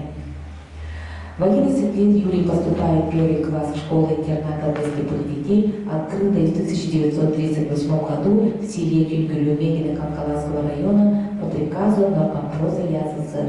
Там он знакомится с замечательными одноклассниками и учителями, ставшими для него духовными и интеллектуальными наставниками. Затем учеба в университете с 1959 по 1963 год оставила яркие воспоминания о коллективе преподавателей.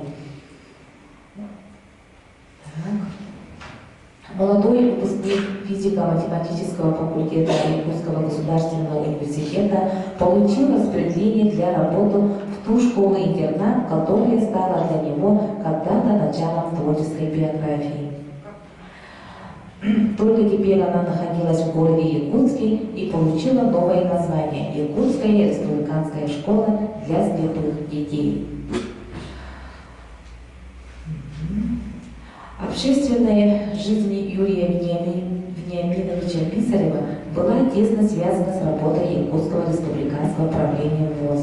Он активно способствовал его стабильной и эффективной работе, исполнял обязанности заместителя, председателя правления, ездил в командировки по районам Якутии на отчетно-выборные собрания первичных организаций ВОС, был членом президиума и пленума и артпар ВОС, съезда Центрального правления ВОС в городе Москве, писал статьи о жизни и деятельности общества слепых Якутии, которые публиковались в журналах Центрального правления. В середине 70-х годов, прочитав в журнале заметку о международном искусственном языке эсперанто, созданном Людовиком Заменковым, самостоятельно выучил его по книге «Самоучителю». С этого момента начался отдельный этап творческой жизни Юрия Писарева, который сделал его известным среди незрячих эсперантистов по всему миру. В 1978 году они со Светланой были на 46-м конгрессе незрячих эсперантистов в городе Варне, Болгария. Там же они посетили и 63-й конгресс зрячих эсперантистов. В 1983 году участвовали в 51-м конгрессе незрячих эсперантистов и в 1968 году в Всемирном конгрессе в городе Будапеште, Венгрия. Юрий принимал активное участие в эсперанто-семинарах, выступал на них с докладами, вел курсы, был членом заседаний бюро отдельных секций. Культурные мероприятия и конкурсы не проходили без его участия. Так, например, в Венгрии он занял первое место по эсперанто-стенографии. Писарев Юрий Вениаминович имеет почетное звание «Учитель учителей», награжден знаком Республики Саха-Якутия «Гражданская доблесть». пользуется большим авторитетом среди коллег и очень уважаем среди учеников. Дочери Юрия Вениаминовича получили высшее образование. Лариса по специальности английская филология, Надежда по специальности инженер-экономист. Лариса Юрьевна, так же как и отец, окончила Якутский государственный университет и посвятила себя преподавательской деятельности. Юрий Вениаминович и Светлана Дмитриевна в 2021 году, находясь на заслуженном отдыхе, переехали в Москву ближе к внукам и младшей дочери.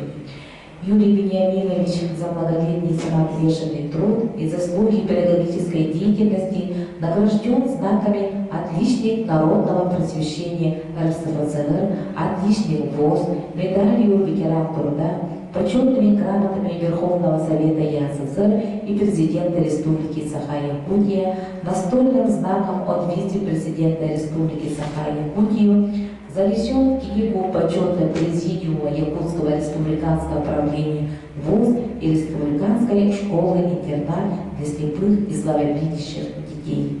Одаренный тифлопедагог пользуется заслуженным авторитетом за огромное трудолюбие, скромность, чуткое и внимательное отношение к людям. Юрий Вениаминович учил в нашей школе, преподавал математику, но так как он был разносторонне развитым человеком, он был и шахматистом. Вот наравне, я помню, с Прокопием Петровичем выходили на перемену, начинали играть в шахматы. А мы удивлялись, как можно шахматы держать в голове. Через урок приходят, ты куда ходил? А я с вами ходил на F6. А, все, понял, я буду дальше думать. Вот поражала нас вот их игра в шахматы. Он великолепный музыкант, играл на баяне, играл на гитаре. Ну и так как он был разносторонне способен к языкам, он преподавал еще в школе немецкий язык. И благодаря ему я сейчас вот 10 лет ездил по Германии, пока санкции не начались, и читал лекции на немецком, благодаря Юрию Вениаминовичу. Ну, Юрий Вениаминович еще много кружков эсперанто, он увлекся эсперанто, это международный язык. Проводил очень много кружков в школе, организовал в обществе слепых при клубе имени Николая Островского и даже при университете нашем организовал эсперанто кружок. Юрий Вениаминович, конечно, можно говорить очень много. И хотел бы, конечно, затронуть его супругу, нашу дорогую Светлану Дмитриевну Писареву. Как говорил Юрий Вениаминович, это моя тросточка. То есть всю жизнь Светлана Дмитриевна зрячая сопровождала Юрия Вениаминовича. Вот вы слышали, и в Венгрию ездили, да, и в Болгарию ездили, то есть повсюду. Всегда без Светланы Дмитриевны Юрий Вениаминович никуда, конечно, выйти не мог. А Светлана Дмитриевна у нас в школе преподавала домоводство, очень скромная такая женщина, очень уравновешенным, спокойным характером, всегда улыбается, ни с кем не ссорится, всегда только вот улыбается и смеется. Так что, если, Светлана Дмитриевна, вы меня слышите, вам большой респект от Тимура Романовича. Кто желает выступить по Юрию Вениаминовичу? У нас еще много товарищей, а время мало. Если желающих нет, пойдем дальше. Прокопий Петрович Ахманов, первый незрячий кандидат в мастера спорта по русским шашкам.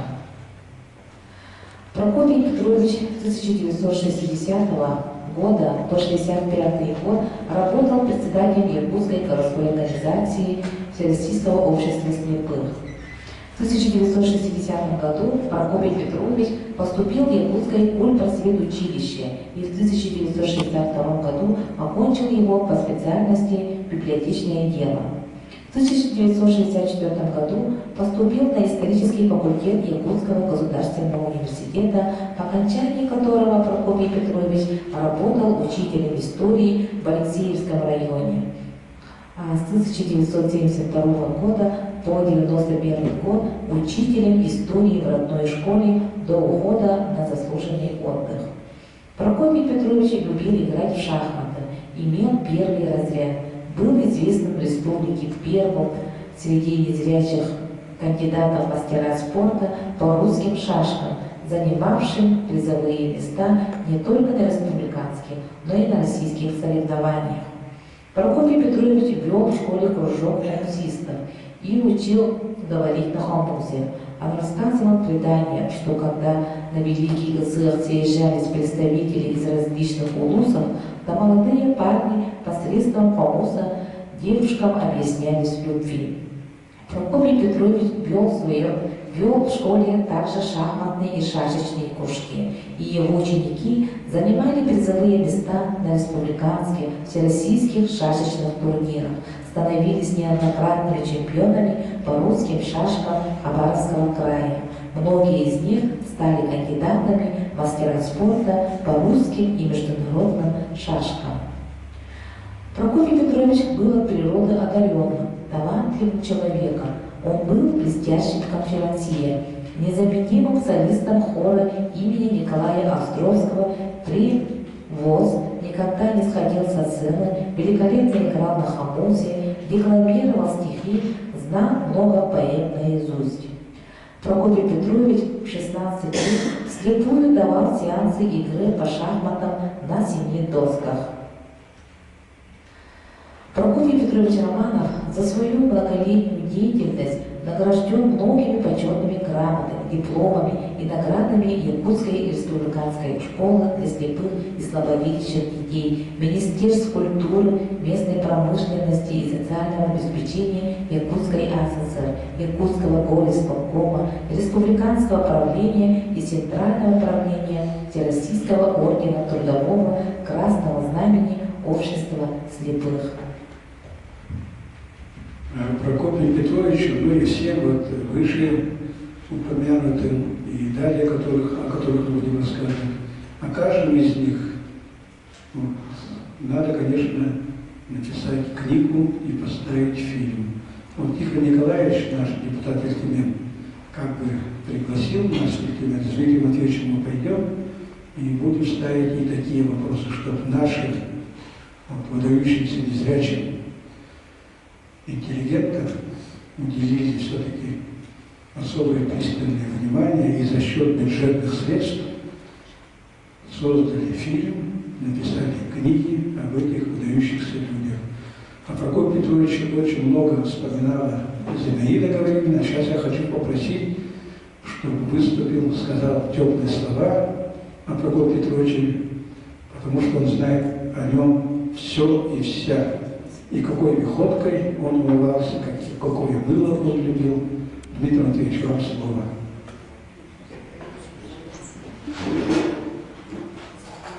Они были соседями, жили вместе, но уже в конце концов из учителей превратились в друзей.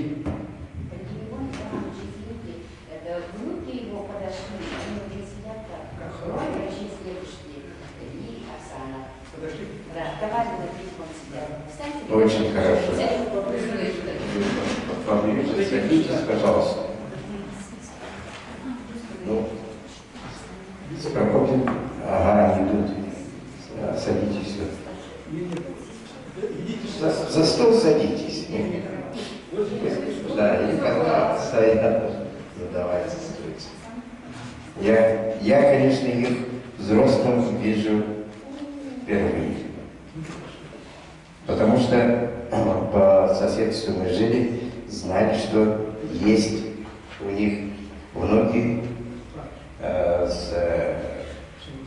поэтому они очень были рады, когда их и в честь имени назвали, очень довольны были этим.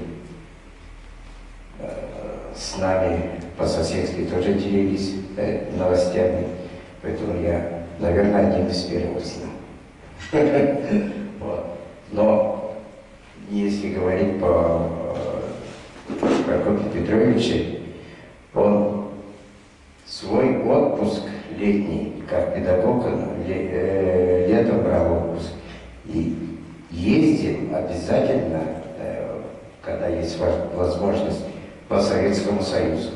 Потому что он, как азартные игроки, по шашкам или по шахматам любили незрячие собираться где-то, допустим, даже в Прибалтике, в Средней Азии и в Ленинграде. Вот, так они собирались, переписывались, собирались, летом играли, свои турниры устраивали. И это он ездил по этим городам один, без сопровождающего. Потому что, как он всегда говорил, его любимое выражение было «язык до Киева доведет». Поэтому он очень хорошо ориентировался и общался в обществе, поэтому мог где угодно пройти самостоятельно. А сейчас у нас, конечно, есть службы сопровождения, это тоже очень хорошо. Это сдвиг большой именно для незрячих и маломобильных людей. Вот. А так, с Прокопием Петровичем мы всегда очень хорошо общались, но он никогда молча не ходил. Если, допустим, в подъезд заходит Прокопий Петрович, все, знаем, что это он идет с песней, только музыки не хватало, а он всегда, когда шел, пел под нос слышно было. Вот такой был он, очень активный и очень приятный человек. Прокопий Петрович был коммуникабелен. Вот. Ты сейчас сказал, что службы сопровождения появились, да? То есть вроде бы наше государство заботится о незрячих, это хорошо, да? Но иногда незрячие переходят в режим иждивенчества. Вот это плохо.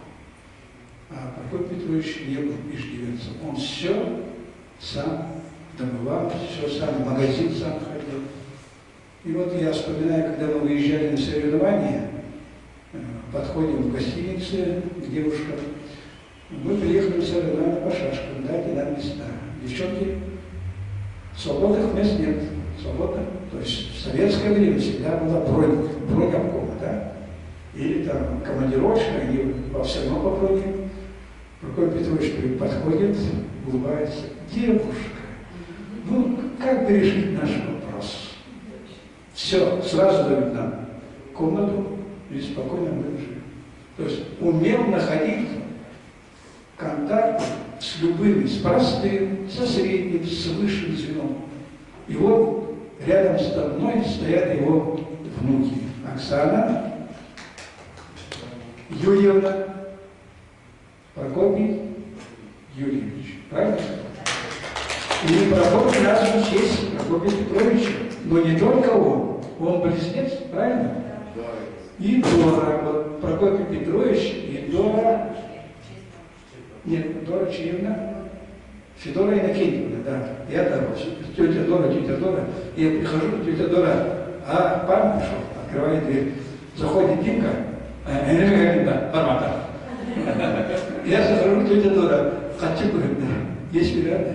Вот вариант. Всегда тетя Дора меня выручала.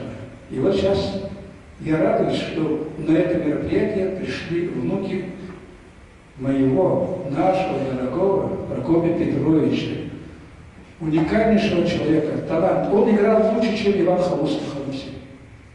Вот я не принес запись, но я воспоминания про все писал. Прочитайте, потом книга выйдет, все прочитайте. Время мало, пожалуйста. Да. Вам очень большое спасибо за то, что организовали такой вечер. Очень многое мы узнали о своем дедушке нового, интересного, да? Но мы знали, что он очень замечательный, талантливый человек, но чтобы настолько, это вот для нас какой-то авторитет, наверное, можно сказать. Я являюсь старшей внучкой Прокопия Петровича, у него внуков 4.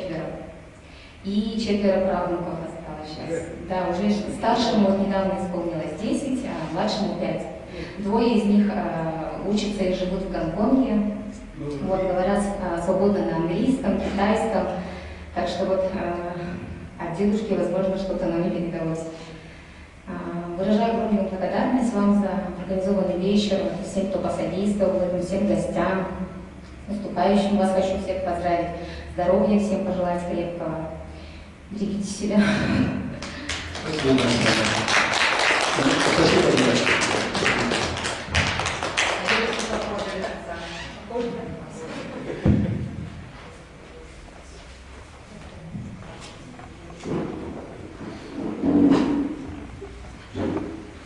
Первый незрячий мелодист в Якутии Владимир Сергеевич Ким. Владимир Сергеевич родился 13 января 1937 года в городе Алтане. По национальности кореец, владел 3 языками – русский, якутский, корейский. Его отец Ким Чан Шань родился в провинции Шаньдунь. Его мать Хан Мария родилась в городе Зея Амурской области. Отца Владимира Сергеевича арестовали в 1937 году. Он был осужден в 1938 году по статье 58-8 Уголовного кодекса «Враг народа». Мать Владимира Сергеевича была безграмотной, лечила Владимиру глаза, в итоге, не зная русского языка, отнесла его на порог милиции. Так Владимир Сергеевич попал в Якутскую республиканскую школу для слепых и слабовидящих детей. Можно сказать, что у Владимира Сергеевича до школы хорошего детства не было. Каждый день борьба за жизнь, голод, холод, без родителей, дети войны. После окончания школы Владимир пошел в колхоз работать в коровнике. Эта работа для него оказалась очень тяжелая. Потом он поступил в Якутское музыкальное училище по классу баяна, после окончания которого преподавал уроки пения и музыки в Якутской республиканской школе для слепых и слабовидящих детей. В 70-м году нашел мать в Алтане. Так и об отце так и пропали. Владимир Сергеевич женился в 67 году. В браке родились 2 детей. Сын Вячеслав и дочь Джола. Из воспоминаний его ученика Пантелеймона Романовича Егорова. Музыке нас учил высокоэрудированный музыкант, один из первых незрячих мелодистов Якутии Владимир Сергеевич Ким. На уроках Владимира Сергеевича мы познавали элементарные основы музыкальной грамоты, учились слушать классическую музыку. Наш хор регулярно занимал первые места на городских смотрах художественной самодеятельности, ведь мы пели на 4 голоса. Не каждый хор взрослых даже и сейчас может спеть профессионально на 4 голоса. Все ученики Владимира Сергеевича овладели игрой не только на баяне, но и на других музыкальных инструментах. А на баяне некоторые из нас играли такие технически сложные музыкальные произведения, как «Карусель», «Фейерверк», которые под силу разве что студентам музыкальных училищ. Профессионализм Владимира Сергеевича характеризует еще тот факт, что его ученик Николай Михайлович Иванов, единственный из всех выпускников нашей школы, окончил Новосибирскую консерваторию по классу баяна. Многие годы он работал преподавателем Якутского колледжа культуры. Владимир Сергеевич многие годы был членом президиума Якутского республиканского правления Всероссийского общества слепых. Члены президиума вели большую работу по трудоустройству и обеспечению жильем членов ВОЗ, в том числе благоустроенным, добиваясь от горисполкома выделения ежегодно 2 благоустроенных квартир для членов ВОЗ. Каждый желающий член ВОЗ в то время имел работу, чего нельзя сказать сегодня.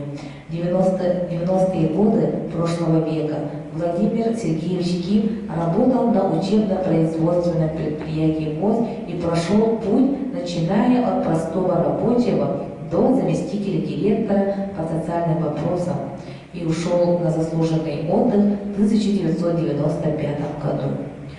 Он был всегда очень ответственным, пунктуальным, честным, справедливым, коммуникабельным, энергичным, добрым, заботливым папой и дедушкой.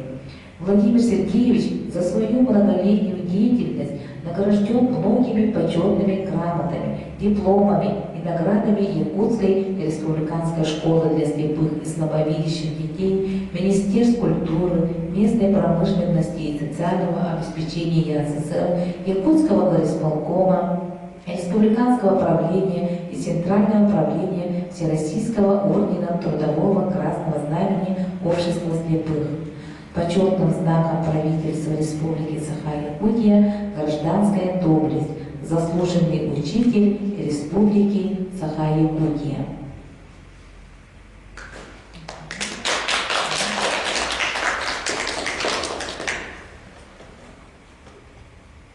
Семен Романович Макаров, первый директор учебно-производственного предприятия Всероссийского общества слепых. Семен Романович Макаров, выпускник физико-математического факультета Якутского государственного университета, работал учителем математики в школе номер 27 города Якутска, потом в родной школе. Семен Романович также окончил заочно-дефектологический факультет Ленинградского педагогического института имени Герцена. Семен Романович работал председателем Якутского республиканского правления Всероссийского общества слепых, на посту которого добился открытия в Якутии учебно-производственного предприятия Всероссийского общества слепых и стал первым его директором. Семен Романович был очень хозяйственным и работящим человеком. Когда он завел семью, то устроился рабочим в молочной кухне города Якутска и работал там по вечерам и ночам, чтобы содержать свою семью до окончания университета и поступления на работу учителем математики в школу номер 27.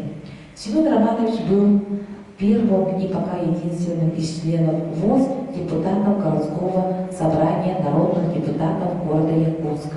Его доверенным лицом был учитель математики Якутской республиканской школы для слепых и слабовидящих детей, заместитель председателя Якутского республиканского правления Всероссийского ордена Трудового Красного Знамени Общества слепых Юрий Вениаминович Писарев.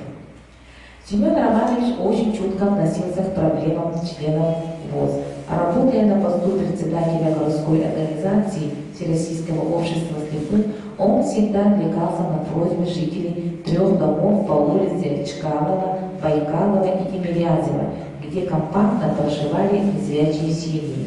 Наверное, он брал пример с Владимира Сергеевича Ким, который работал до него на этом почетном и ответственном посту.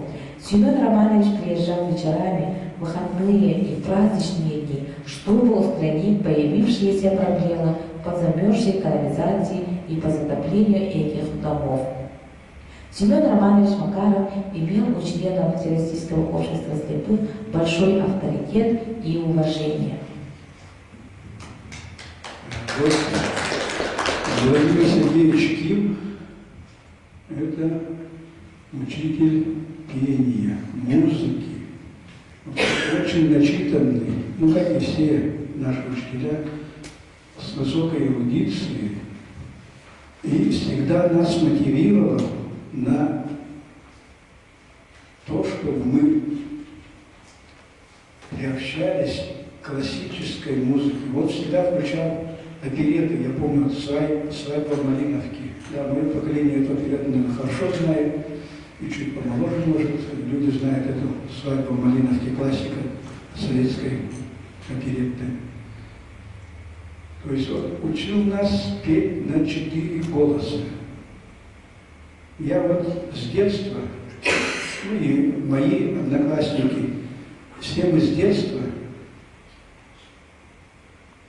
так бы я сказал, наша школа дала нам не только общее образование, положенное, да, вот, по нормативам учебных планов, физика, химия, там, математика, по математике, физике, литературе, русскому языку мы всегда выступали на городских и республиканских олимпиадах и занимали призовые места.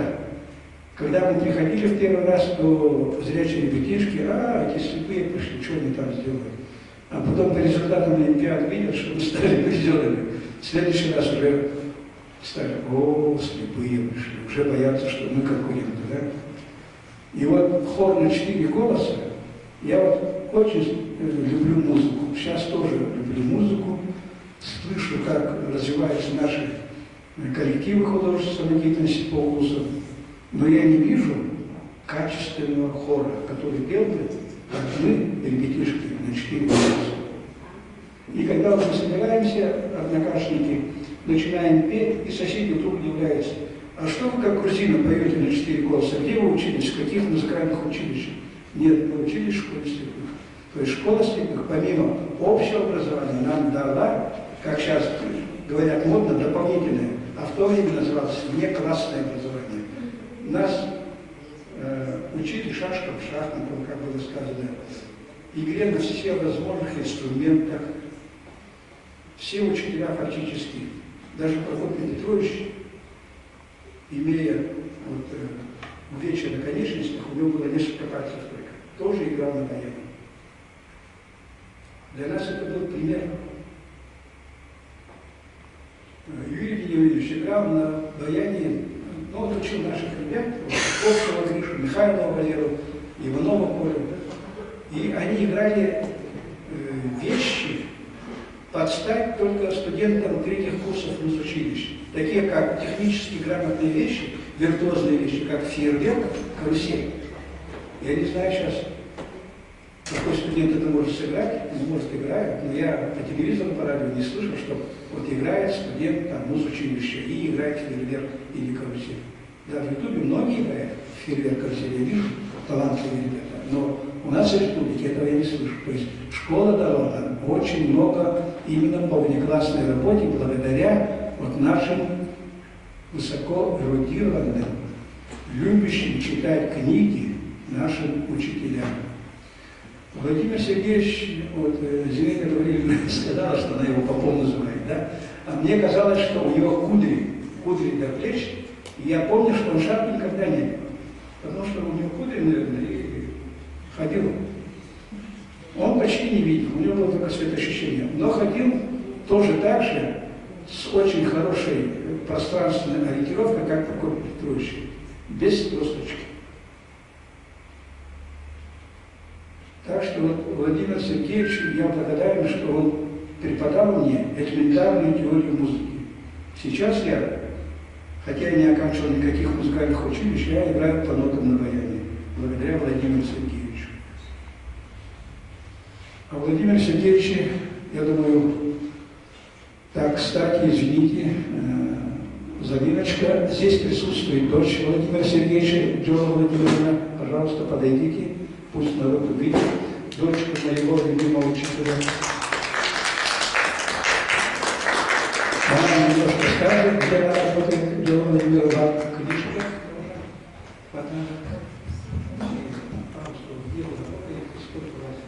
А у меня один ребенок, работаю я сама на себя, не на дядю. Да. Ну, папа очень у меня как бы был так. Я сказал бы Джона Владимировна бизнесменша, то, что нас помнит. Не, ну, воспитание, извините. Ну, как бы папа очень любил музыку, он нас тоже приучал, ну, как бы мне музыка не дана, не ведь наука наступил. Но я как бы всегда слушала симфонию, как бы, ну, всегда он нас приучал.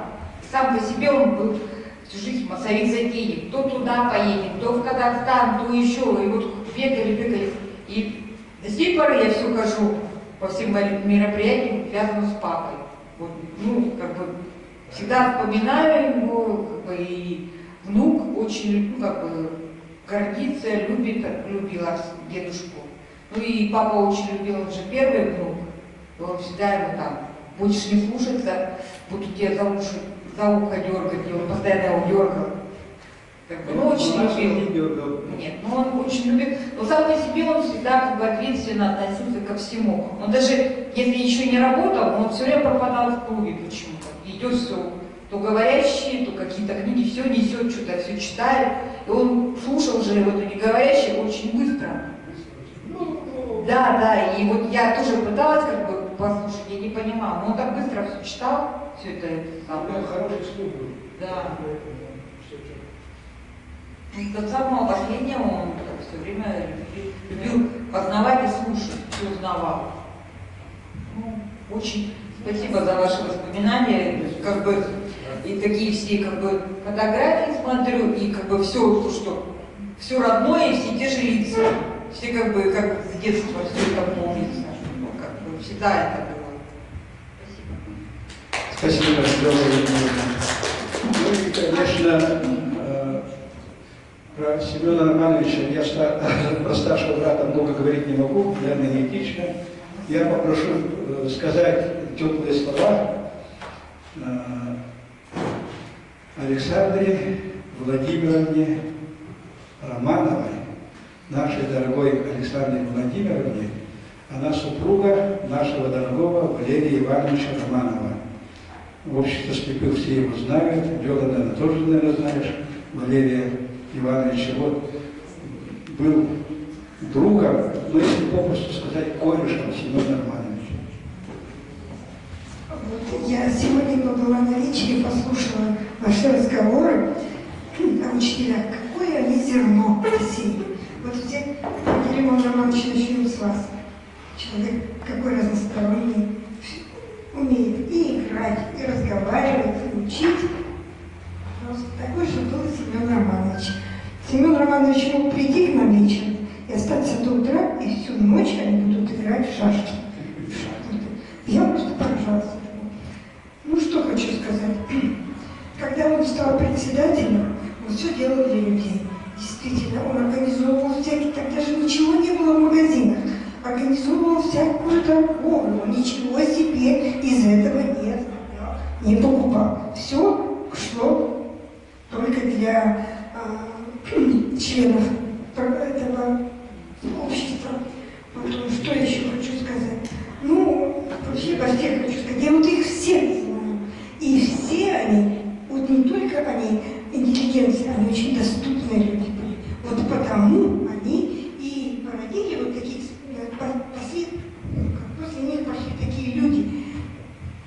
Потому что они, правда, были доступны. У меня создалось впечатление, что эта школа, это была как одна семья. Потому что все были наивные, такие грамотные. Очень я благодарна, что вы меня позвали, Владимир Романович. И очень хочу пожелать вам, чтобы вы также набрались терпения и сил, продвигали, чтобы школа выстроилась в конце концов, никто не был забыт, про всех все написали и увековечили.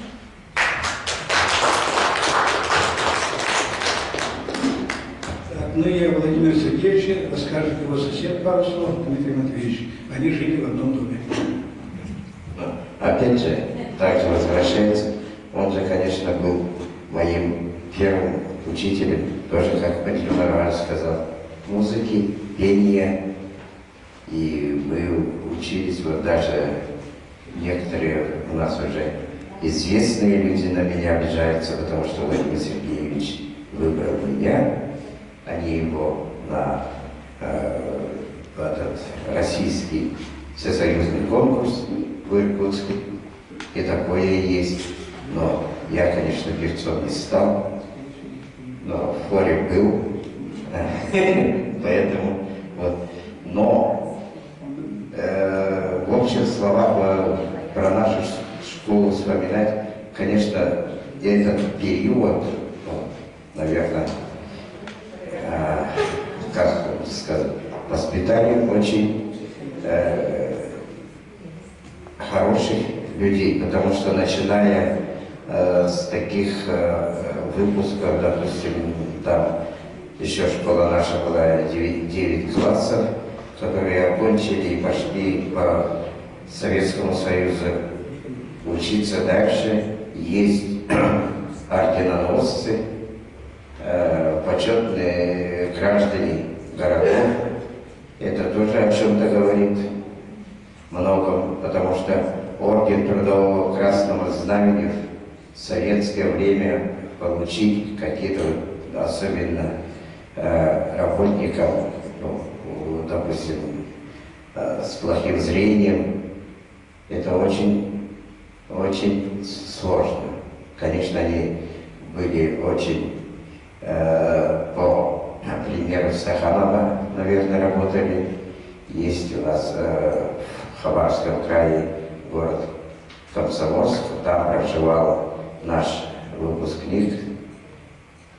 И всех этих учителей он стал орденоносцем, орденом Трудового Красного Знамени был награжден.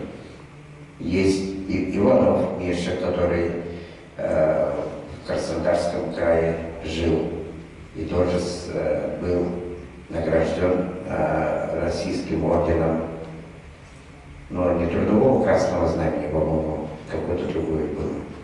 Но почетным гражданином города есть Боярский Иван Курской области, тоже стал очень известным работником и был почетным гражданином города.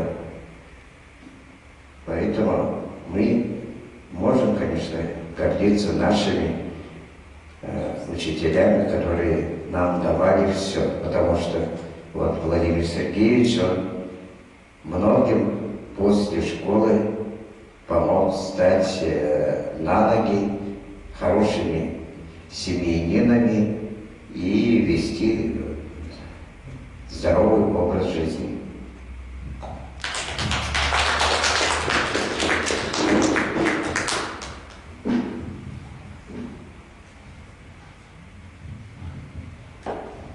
В Комсомольске-на-Амуре был одноклассник Семена Романовича, о котором сказал Дмитрий Матвеевич. Павел, отчество не помню, Соловьев, Каптайтен.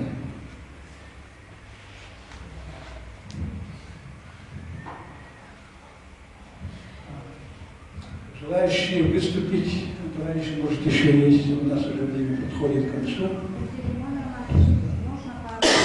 Конечно, конечно. Николаевна, обязательно, вас-то я забыл совсем. Моя помощница, мой единомышленник.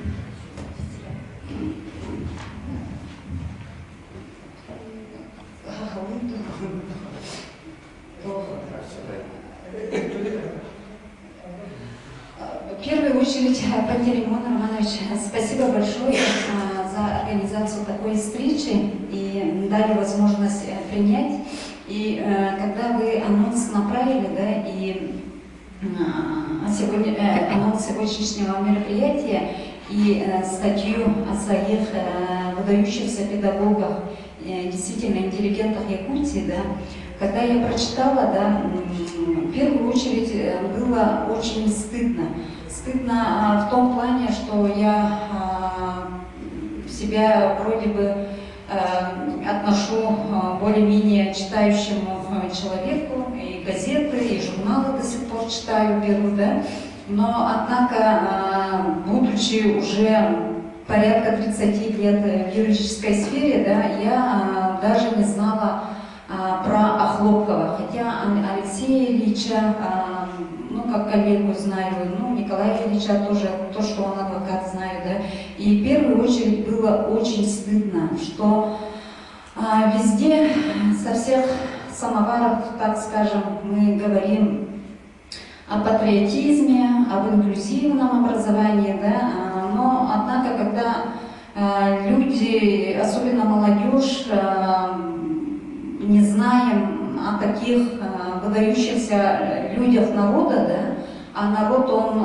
богатый, история народа складывается из истории его выдающихся людей, да, это говорит о многом, да, и поэтому, прочитав эту статью, я для себя решила, что я обязательно приму участие, и поскольку люблю WhatsApp, социальные сети, да, сколько могла распространила, и если хоть один человек, да, вот Тихон Николаевич, смотрю, приняв мое приглашение сегодня, подошел, да, выкроит время, я очень рада, и Тихон Николаевич, он, конечно, опытный руководитель, тем более в сфере образования он работает, и сейчас ныне депутат, поэтому я думаю, он то, что озвучил, обязательно надо сотрудничать, и что-то да, хорошее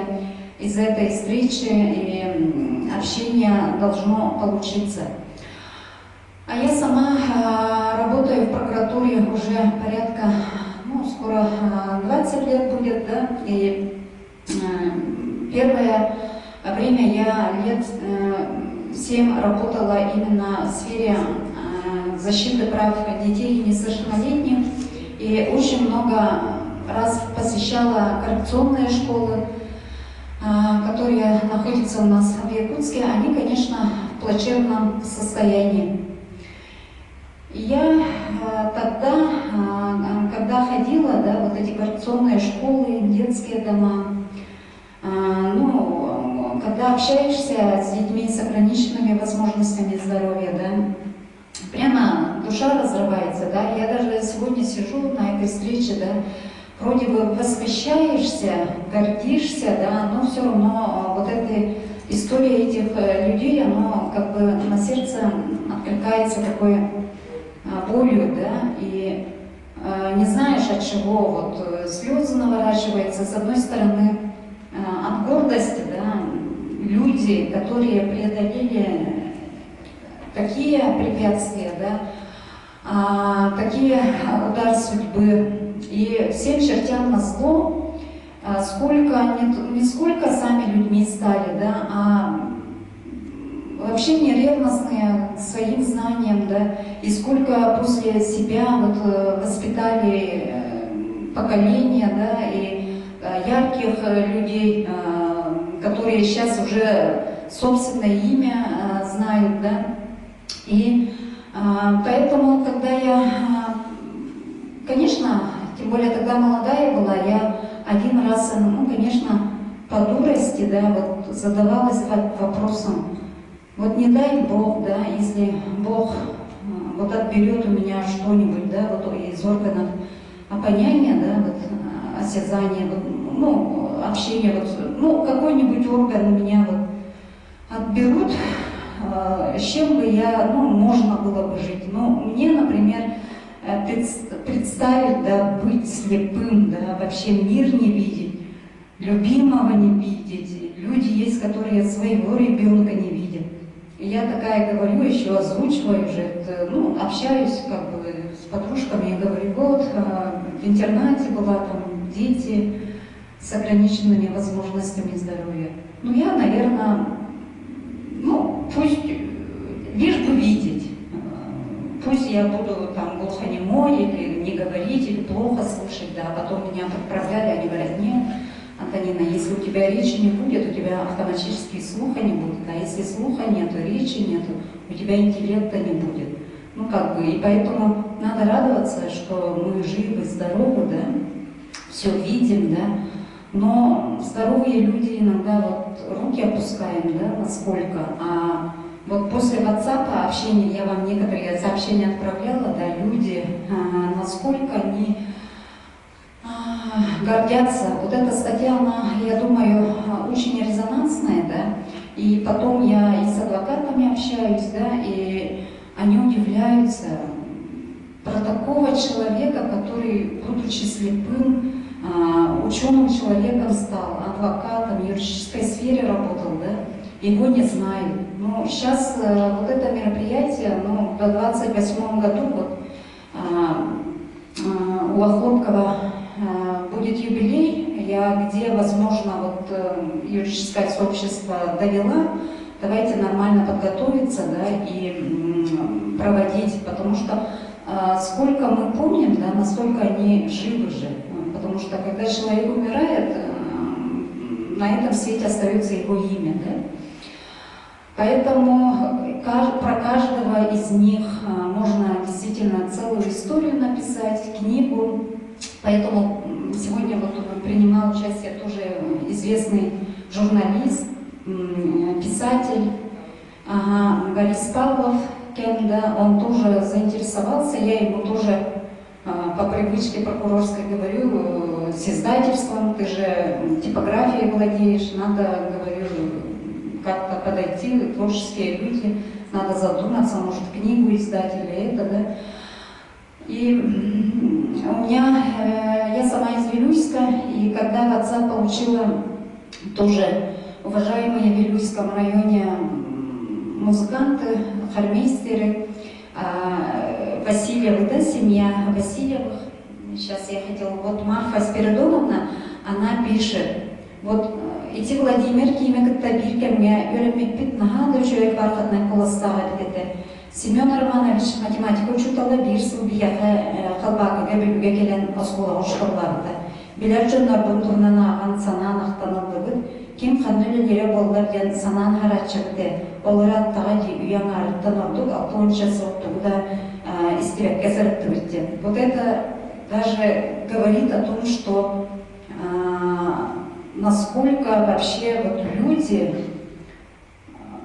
забвение уходит, да, уже 60 лет, век вроде бы информационных технологий, да, про людях мы молчим. И действительно сегодня мы должны благодарить Пантелеймона Романовича, да, вот за это мероприятие. Мы не должны расстраиваться, что сегодня мало народу, да, мы без устали и всегда вот эту традицию, эти встречи надо превращать в добрую традицию, как в рамках декады тоже посвященных людям с ограниченными возможностями, да.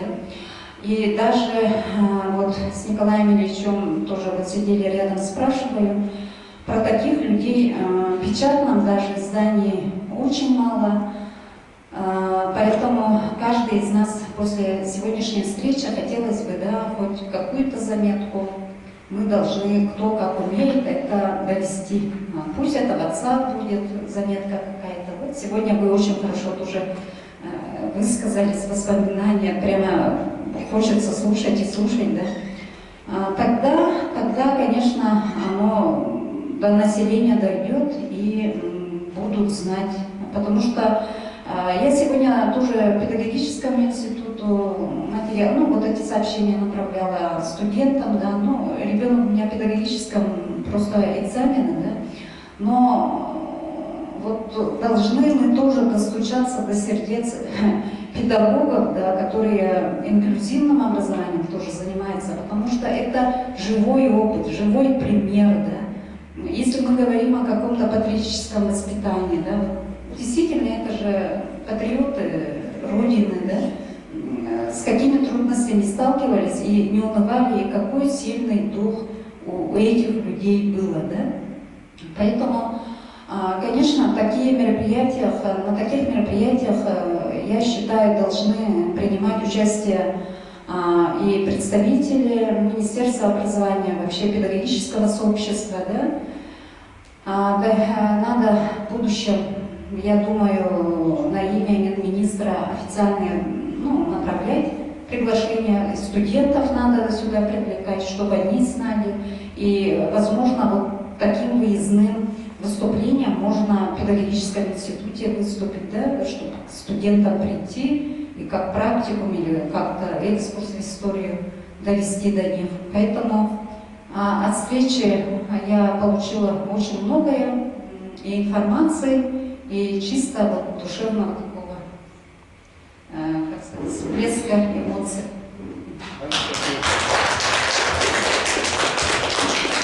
Еще кто хочет выступить? Александр, сейчас я И вот смотрю, везде воспитаны, и у вас даже, будем говорить, это в конце, ваш, наверное, девиз написан, что мечтать, надо мечтать детям орлиного племени. Есть воля и сила у вас, чтобы стать героями нашего времени. Вот что вы делаете?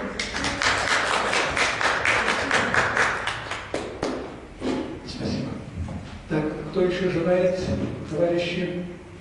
Если нет желающих, тогда